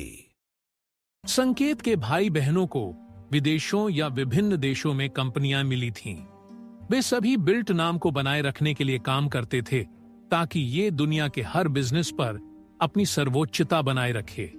लेकिन विभिन्न कंपनियों का काम करने और दुनिया भर में बिखरे होने के बावजूद बिल्ट नाम के वंशजों का एक साझा लक्ष्य था कि इस एम्पायर का एक ही उत्तराधिकारी होगा। जो कोई भी अपनी कंपनी को एक शक्ति केंद्र में विकसित करेगा, वही पूरे बिल्ट एम्पायर का उत्तराधिकारी होगा। संकेत बिल्ट मीटिंग रूम से बाहर निकले। संकेत बिल्ट का मन और शरीर दोनों थकावट से भरे थे। उन्हें देर रात एक गाड़ी पकड़नी पड़ी जो उन्हें शहर के बाहर उनके गेस्ट हाउस तक ले गई। गेस्ट हाउस में एंटर करते ही कुछ नौकरानियों और बटलरों ने उनका स्वागत किया, लेकिन उन्होंने केवल अभिवादन दिया और सीधे मास्टर बेडरूम की ओर बढ़ गए। संकेत ने दरवाजा खोला और देखा कि उनकी पत्नी लिया बिल्ट अभी अभी वॉशरूम में नहा कर निकली थी। उनके शरीर से एक नरम अद्भुत फूलों की खुशबू आ रही थी जो इतनी सुखद थी कि संकेत के मन की सारी तनाव और थकान को मिटा दे। हनी, ये रिबॉर्न साबुन और शैम्पू वाकई उतना ही शानदार है जितना लोग कहते हैं। लिया ने अपने बालों को तौलिए से सुखाते हुए तारीफ की और मुस्कुराने लगी। हनी, तुम्हें पता है ना कि वह साबुन शैम्पू हमारे बिजनेस राइवल का प्रोडक्ट है? संकेत ने हल्की हंसी के साथ कहा। हालांकि रीबॉर्न कंपनी का प्रभाव उनके बिजनेस को इफेक्ट करने लगा था, फिर भी वे उनके शानदार उत्पादों की तारीफ किए बिना नहीं रह सके। संकेत की पत्नी लिया को रिबॉर्न के क्लीन प्रोडक्ट का जुनून था, जबकि संकेत खुद रिबॉर्न शतरंज के प्रशंसक थे। तुम्हें वाकई इसकी परवाह नहीं है ना? लिया ने मजाक में कहा और उनकी बाहों में सट गईं। संकेत मुस्कुराए। नहीं, बिल्कुल नहीं। जब तक हमारे पास आरामदायक जीवन जीने के लिए पर्याप्त पैसा है, मैं इस जीवन से पूरी तरह संतुष्ट हूं। मुझे मेरे भाई बहनों की तरह पूरी बिल्ट संपत्ति को अपने पास रखने की मेरी कोई इच्छा नहीं है। तुम मेरे साथ हो और जीवन जीने लायक पैसा मेरे पास है, तो यही काफी है मेरे लिए। लिया मुस्कुराई और बिस्तर पर आते ही संकेत को और भी कसकर गले लगा लिया। यही कारण था कि लिया को संकेत से प्यार था। क्या हम जल्दी घर जा सकते हैं? मुझे अपने प्यारे बेटे की बहुत याद आ रही है। लिया को चैतन्य को गले लगाए और उसकी प्यारी गालों को चूमे हुए लगभग 4 लंबे महीने बीत चुके थे और अब ये उनके लिए असहनीय हो रहा था। हम जल्द ही घर होंगे, संकेत ने वादा किया। पर कब? लिया ने सवाल किया। जैसे ही रीबॉर्न कंपनी के साथ ये मामला सुलझ जाएगा, हम निकल पड़ेंगे, संकेत ने जवाब दिया। दोनों कुछ देर के लिए चुप हो गए। कमरे में मोमबत्तियों की रोशनी टिमटिमा रही थी। हनी, मुझे हमारे प्यारे चैतन्य के भविष्य की चिंता हो रही है। संकेत ने गहरी सांस ली। चूंकि उन्होंने फैसला कर लिया था कि वे उत्तराधिकार के लिए नहीं लड़ेंगे, इसका मतलब था कि चैतन्य को अब उतना आर्थिक सहारा नहीं मिलेगा जितना अभी मिल रहा था। आखिरकार एक बार जब उत्तराधिकार के सारे अधिकार किसी और को दे दिया जाएगा, तो वे बिल्ट परिवार के सभी व्यवसायों को कंट्रोल करेंगे, जिसमें वे बिजनेस भी शामिल हैं जो संकेत ने खड़े किए थे। इसका मतलब था कि चैतन्य को बड़े होने पर ज्यादा विरासत नहीं मिलेगी। यही एक मुख्य कारण था कि संकेत हर पल कड़ी मेहनत करते थे। वे चाहते थे कि चैतन्य को कम से कम इतनी विरासत मिले कि उसका भविष्य सुरक्षित हो, भले ही इसका मतलब ये हो कि उन्हें हमेशा घर से दूर रहकर काम करना पड़े और अपने बेटे के बचपन में उसके साथ समय बिताने का मौका न मिले। मेरे द्वारा बचाया गया पैसा उसके जीवन को बिना किसी चिंता के गुजारने के लिए काफी होगा, संकेत ने उन्हें आश्वासन दिया। उसकी स्कूल या प्रशिक्षण की सभी जरूरतें, उसे जो कुछ भी चाहिए होगा, लेकिन इससे एक मां की चिंता कम नहीं हुई। फिर भी मैं चाहती हूं कि चैतन्य को इस दुनिया में सबसे अच्छा जीवन मिले। वो एक बिल्ट है, उसे पैसे की चिंता बिल्कुल नहीं करनी चाहिए। क्या हम कुछ ऐसा कर सकते हैं कि तुम्हारे पिता चैतन्य के लिए कम से कम कुछ विरासत बचा कर रखें? चैतन्य के कई रिश्तेदार थे जो उससे कहीं बड़े थे, जिसका मतलब था कि अगर उनके दादाजी ने कुछ विरासत छोड़ी तो वो केवल उनके बड़े रिश्तेदारों को ही मिलेगी। लेकिन संकेत अपने पिता के बारे में एक बात जानते थे, तो यह थी कि वे कौशल को सबसे ज्यादा महत्व देते थे। एक तरीका है, अगर चैतन्य तलवारबाजी, मैजिक या किसी और फील्ड में अपना हुनर दिखाता है, तो मेरे पिता के पास उसे एक अच्छी खासी विरासत देने का कारण होगा। हालांकि उस व्यक्ति को प्रभावित करना जिसने बिल्ट नाम को शून्य से बनाया था, एक कठिन काम था। अगर चैतन्य अपने दादाजी को प्रभावित करना चाहता था और खुद को अलग दिखाना चाहता था, तो तो उसे एक बेजोड़ प्रतिभा का धनी होना पड़ता। उसके पास मेरे जीन है, उसे पृथ्वी मैजिक में प्रतिभाशाली होना ही है, लिया ने कहा। उनकी आंखों में उम्मीद की चमक थी। हाँ डियर, संकेत ने उनके बालों में सांत्वना भरे हाथ फेरते हुए कहा। हालांकि संकेत ने ऐसा कहा, लेकिन वे जानते थे कि चैतन्य के पृथ्वी मैजिक में बेजोड़ प्रतिभा होने की संभावना बहुत कम थी। यहां तक कि 6 स्टार मैजिशियन बनने की क्षमता भी पर्याप्त नहीं होगी। चैतन्य को 7 स्टार मैजिशियन बनने की क्षमता दिखानी होगी। लेकिन यहां तक कि प्रतिभाशाली लोग भी उस स्तर तक पहुंचने में असफल हो जाते थे। अब संकेत की एकमात्र उम्मीद चैतन्य के जागरण में थी। जब वो 10 साल का होगा तभी उसकी असली प्रतिभा सामने आएगी, और उम्मीद थी कि ये उनके दादाजी को प्रभावित करने के लिए काफी होगी। दिन बीत गए और आखिरकार जीवन इतना स्थिर हो गया कि संकेत और लिया अपने जागीर पर लौट सकें। वे अपने घर से कुल 4 महीने और 1.5 महीने तक दूर रहे थे, लेकिन लिया के लिए यह सालों जैसा लग रहा था। उनकी उंगलियां गाड़ी की खिड़की पर बेचैनी से थपथपा रही थीं, क्योंकि वे जंगल से गुजर रहे थे। फिर जैसे ही पेड़ कम होने लगे, उन्हें दूर से अपने घर की झलक मिली। उनके चेहरे पर मुस्कान फैल गई, क्योंकि उन्होंने कल्पना की कि उनका प्यारा चैतन्य उनका स्वागत बड़े गले लगाकर करेगा। लेकिन जैसे ही उन्होंने दूर से अपनी हवेली की ओर देखा, उनकी मुस्कान धीरे धीरे फीकी पड़ गई। हालांकि जागीर सतह पर वैसी ही दिख रही थी जैसी वे छोड़कर गए थे, फिर भी ऐसा लग रहा था कि सब कुछ बदल गया था। हवा में एक खास माहौल था जिसे वे ठीक ठीक समझा नहीं पा रही थीं। लिया के मातृत्व की भावनाएं बेचैनी से सिहर रही थीं। उन्हें किसी बात से जलन हो रही थी। हालांकि उन्हें अभी तक नहीं पता था कि गड़बड़ क्या थी। क्या कुछ गलत है? अपनी पत्नी को बेचैन देख संकेत ने पूछा। लिया ने खिड़की की ओर इशारा किया। क्या तुमने किसी से उस अजीब दिखने वाली बिल्डिंग को बनवाने के लिए कहा था? हवेली के पास एक पत्थर की बिल्डिंग थी जिसमें से भाप निकल रही थी, जिसे देखते ही लिया ने अपने पति से सवाल कर दिया। संकेत ने अपनी आंखें सिकोड़कर उस तरफ देखा और गर्म पानी के झरने को भी नोटिस किया। संकेत ये सब देख हैरान था। नहीं, मैंने किसी को वो बनाने का आदेश नहीं दिया। मुझे तो ये भी नहीं पता कि वो क्या है। संकेत ने तुरंत घबराकर जवाब दिया। वे अब हवेली के इतने करीब थे कि वे नौकरानियों और नौकरों को एंट्री गेट के पास कतार में खड़े देख सकते थे, जो उनकी लंबी यात्रा से वापसी का वेलकम करने के लिए तैयार थे। उनके सिर नीचे झुके हुए थे, जो घबराहट भरी अनुभूति जैसा लग रहा था। इससे संकेत और लिया को पता चल गया कि यहां कुछ ऐसा चल रहा है जो गलत है। गाड़ी धीरे धीरे रुकी और दोनों बाहर निकले। वेलकम है सर और मैडम, नौकरानियों और बटलरों ने एक साथ ग्रिट करते हुए कहा। लिया ने उन्हें नजरअंदाज कर दिया और तुरंत सबसे इंपॉर्टेंट सवाल पूछा। मेरा छोटा बेटा कहाँ है? यह सवाल सुनते ही सब लोग एक दूसरे की तरफ देखने लगे। गाड़ी धीरे धीरे रुकी और दोनों बाहर निकले। वेलकम है सर और मैडम, नौकरानियों और बटलरों ने एक साथ ग्रिट करते हुए कहा। लिया ने उन्हें नजरअंदाज कर दिया और तुरंत सबसे इंपॉर्टेंट सवाल पूछा। मेरा छोटा बेटा कहाँ है? यह सवाल सुनते ही सब लोग एक दूसरे की तरफ देखने लगे। मम्मी, पापा, आप लोग वापस आ गए। चैतन्य ने सबसे बेफिक्र अंदाज में ग्रीट किया, मानो उसकी मां और पापा उसे गुस्से भरी नजरों से नहीं देख रहे थे। क्या तुम बता सकते हो कि यहां क्या हुआ?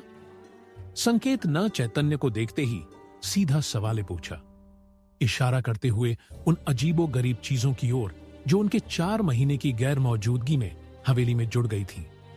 चैतन्य ने सिर के पीछे हाथ फेरा और थोड़ा हिचकिचाते हुए बोलना शुरू किया। अरे पापा, वो तो लंबी कहानी है, फिर कभी सुनाऊंगा। अभी आप दोनों मेरे साथ चलो। इतना बोल चैतन्य ने अपनी मां और पापा का हाथ पकड़कर उन्हें पूरी हवेली का दौरा करवाया। सबसे पहले चैतन्य उन्हें रसोई घर ले गया, जो अब पूरी तरह से नल और पाइपों से लैस था, जो रोजाना साफ पानी की आपूर्ति करता था। फिर फ्लश।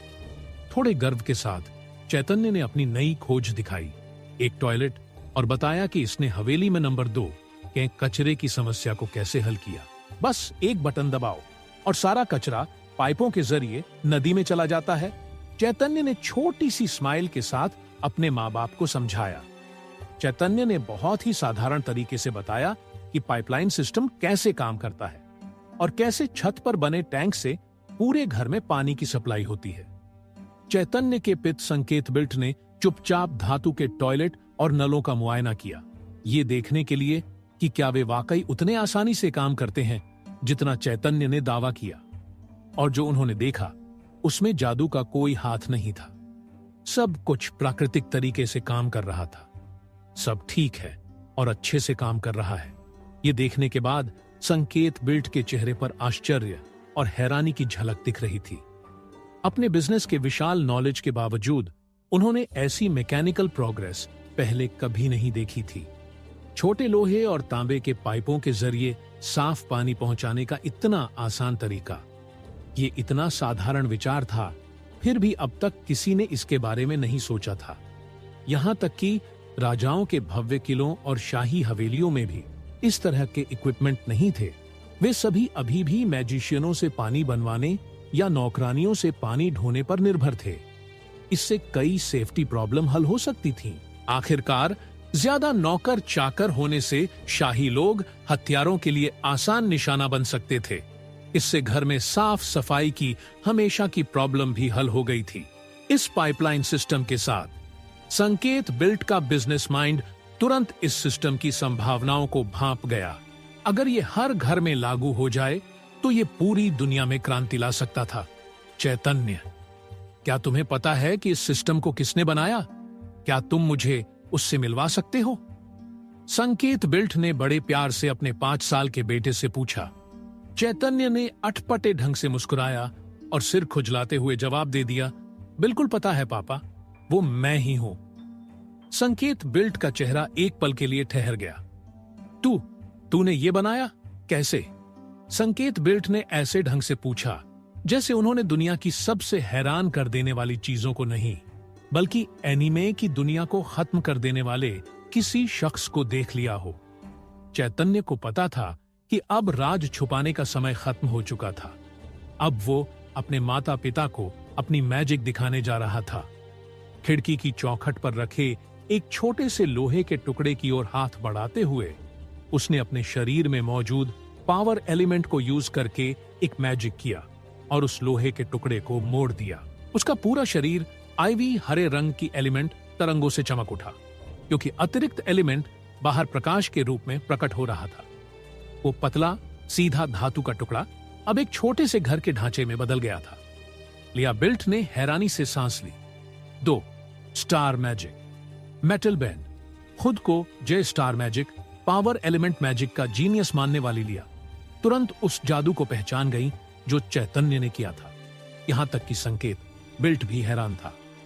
2 स्टार मैजिक, सिर्फ 5 साल की उम्र में। इससे पहले कि संकेत बिल्ट इस दिमाग हिला देने वाले दृश्य को समझ पाता, लिया ने उसके कंधे पकड़कर उसे जोर जोर से हिलाया, जैसे कि उसकी आत्मा को ही बाहर निकाल देना चाहती हो। सुना तुमने, हनी? हमारा बेटा पावर एलिमेंट मैजिक का जीनियस है। चैतन्य के साथ साथ ही बाकी नौकर चाकरों ने लिया बिल्ट की चीख से अपने कान ढक ली। मेरे प्यारे नन्हे बेटे, तुमने मेरे जीन पाए हैं। बहुत बढ़िया। मैं हमेशा से जानती थी कि तुम पूरे ब्रह्मांड में सबसे टैलेंटेड मैजिशियन बनोगे। चैतन्य को सांस लेने में तकलीफ होने लगी, क्योंकि उसकी मां ने उसे जोर से गले लगा लिया। अगर वो उसकी पृथ्वी मैजिक की टैलेंट जानकर इतनी चिपक रही थी, तो जब उसे पता चलेगा कि वह चारों तत्वों की मैजिक का उपयोग कर सकता है, तब वो क्या करेगी? चैतन्य ने मेंटली रूप से खुद को इसके लिए तैयार कर लिया। संकेत बिल्ट घुटनों के बल बैठा और चैतन्य की आंखों में देखा। हालांकि वो शांत रहने की पूरी कोशिश कर रहा था, उसकी आंखों में अपने बेटे के लिए गर्व और खुशी साफ झलक रही थी। बताओ बेटा, तुमने मैजिक कैसे सीखी? इससे पहले कि चैतन्य जवाब दे पाए,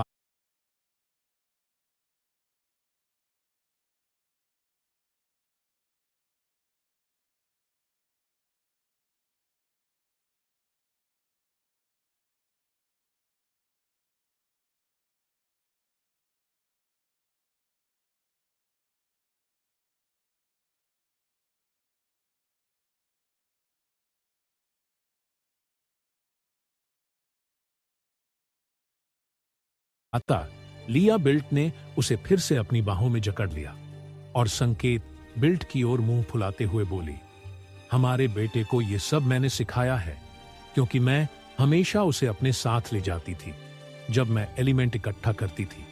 वो गलत नहीं थी। अगर उसने चैतन्य को इतनी कम उम्र में मैजिक से परिचित नहीं कराया होता और उसे एलिमेंट इकट्ठा करना नहीं दिखाया होता तो वह इतनी जल्दी मैजिक सीखना शुरू नहीं करता। इसके लिए चैतन्य को उसका शुक्रिया अदा करना चाहिए था, लेकिन वो इसे जोर से नहीं कहने वाला था। मुझे याद है, मैंने मैजिशियनों को जादू करते देखा था, चैतन्य ने कहा, एक 5 साल के बच्चे की तरह प्यारी कहानी सुनाने का नाटक करते हुए।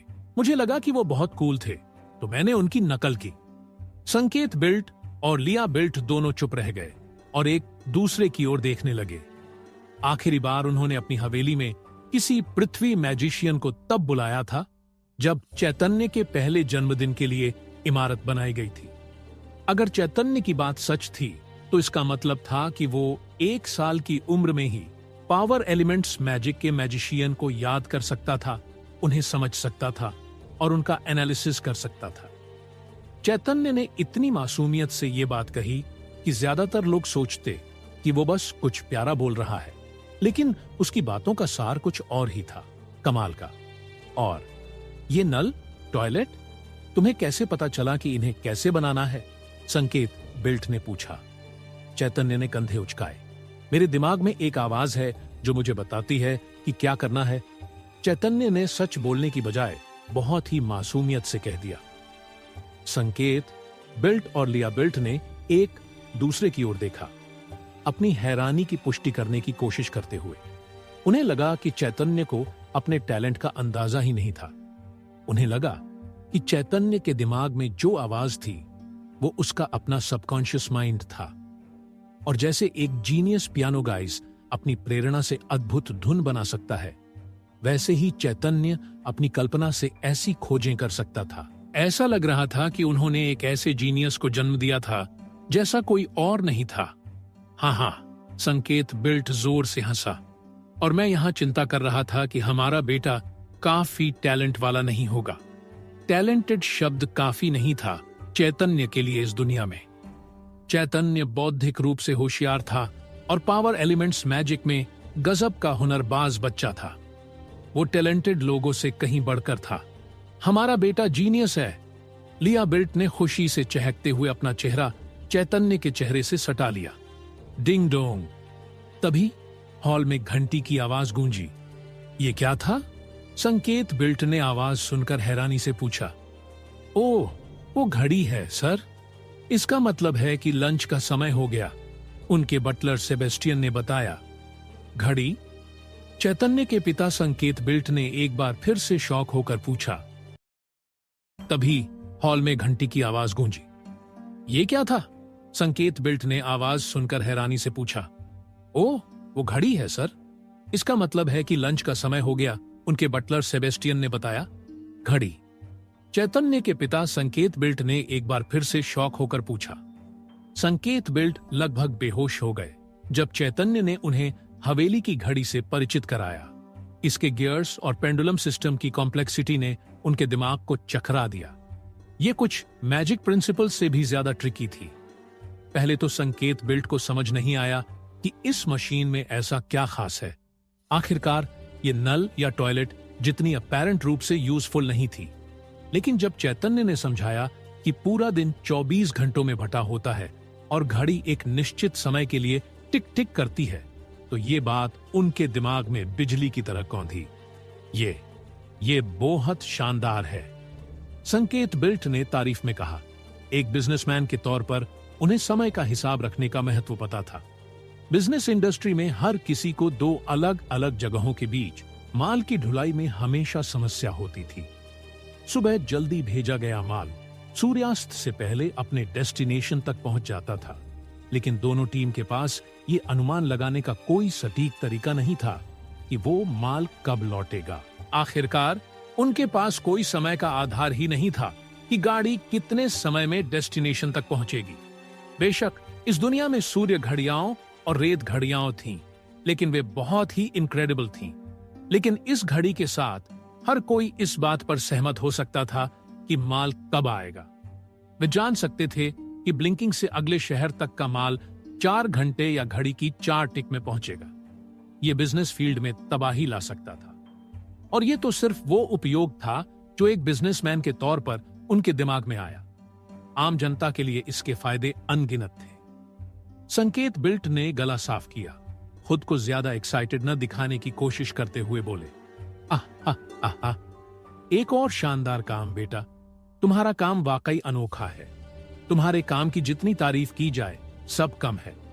संकेत बिल्ट को घड़ी के लिए अपने उत्साह को काबू में करना पड़ा।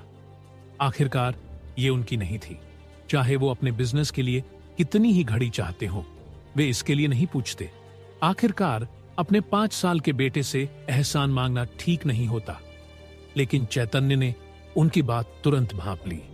पापा, क्या आप अपनी घड़ी चाहते हैं ताकि आप अपने टाइम टेबल को अच्छे से याद रख सके और उसका सही तरीके से यूज कर सके? संकेत बिल्ट चैतन्य की बात सुनते ही चौंक गए। उनका शरीर एक्साइटिंग से कांप उठा, लेकिन फिर भी उन्होंने अपने भावनाओं को काबू में रखा। तुमने इसे बनाया है तो ये हक से तुम्हारा है। मेरे लिए इसे लेना उचित नहीं होगा।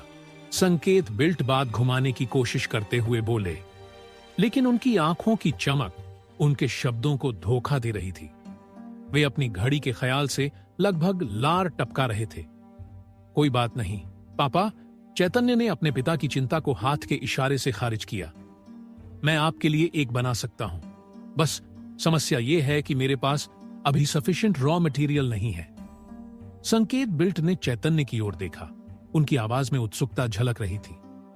क्या तुम्हें यकीन है कि तुम उस घड़ी को बना पाओगे? संकेत बिल्ट ने थोड़ा अटकते हुए पूछा। अपने पति की हरकतें देख लिया अपने पति की बाहों में सट गई और मजाक में बोली, ही नाटक करना छोड़ो डार्लिंग, मुझे पता है तुम अपने लिए एक घड़ी चाहते हो। फिर वे चैतन्य की ओर मुड़ी और वार्म्थ स्माइल के साथ मुस्कुराई और चैतन्य की तरफ देखकर बोली, मटेरियल की चिंता मत करो बेटा, वो मैं देख लूंगी। मैं चाहती हूं कि तुम वो घड़ी बनाओ और हमें दिखाओ कि तुमने इस फैंटास्टिक आर्ट को कैसे डिजाइन किया। लिया के इस उत्साह के पीछे का मकसद संकेत बिल्ट से बिल्कुल अलग था। जहां संकेत बिल्ट को बिहेवियरल एंड बिजनेस कॉजेस के कारणों से घड़ी चाहिए थी, वहीं लिया अपने बेटे को पृथ्वी मैजिक करते देखना चाहती थी, ताकि वो अपनी आंखों से देख सके कि उनका 5 साल का बेटा इसमें कितना जीनियस है। चूंकि घड़ी बनाने में कुछ दिन लगने वाले थे, चैतन्य ने द्वारा जारी रखा और अपने माता पिता को अपनी नवीनतम रचना गर्म पानी के झरने की ओर ले गया। हवेली से बाहर निकलकर वे पास ही बने उस पत्थर के भवन की ओर गए जहां से भाप निकल रही थी। नौकर चाकर तुरंत उनकी मदद के लिए आगे आए। आग को तेज करके तापमान गर्म रखने लगे और उन्हें अंदर जाने के लिए उचित कपड़े दिखाए। नौकरानियों ने लिया की मदद की, जबकि बटलरों ने संकेत बिल्ट की। संकेत बिल्ट ने भाप को अपने चेहरे तक आने दिया और संतुष्टि से आह भरी। ये मुझे विदेशों के हॉट रिलैक्सिंग बाथ की याद दिलाता है। संकेत बिल्ट एक बार एक दूर के देश गए थे जो अपने गर्म झरनों के लिए फेमस था, जहां हर साल लाखों करोड़ों विदेशी आते थे। उन्होंने कभी नहीं सोचा था कि चैतन्य ऐसी चीज बना सकता है, जबकि आसपास एक भी ज्वालामुखी नहीं था। ये बहुत आरामदायक है, संकेत बिल्ट ने बुदबुदाया, गर्म झरने में और गहराई तक डूबते हुए। यह सिर्फ गर्माहट नहीं थी जो उनके शरीर के तनाव और थकान को दूर कर रही थी, बल्कि यह भी था कि उनका बेटा एक एक्स्ट्रॉर्डिनरी जीनियस था जिसे दुनिया में सफल होने में कोई दिक्कत नहीं होगी। अब उन्हें कोई शक नहीं था कि चैतन्य के दादाजी उसे कोई विरासत देंगे या नहीं। बूढ़ा आदमी चैतन्य की इन्वेंशन की टैलेंट को पहचान लेगा और भविष्य में और चीजें बनाने के लिए उसे तुरंत फंड देगा। संकेत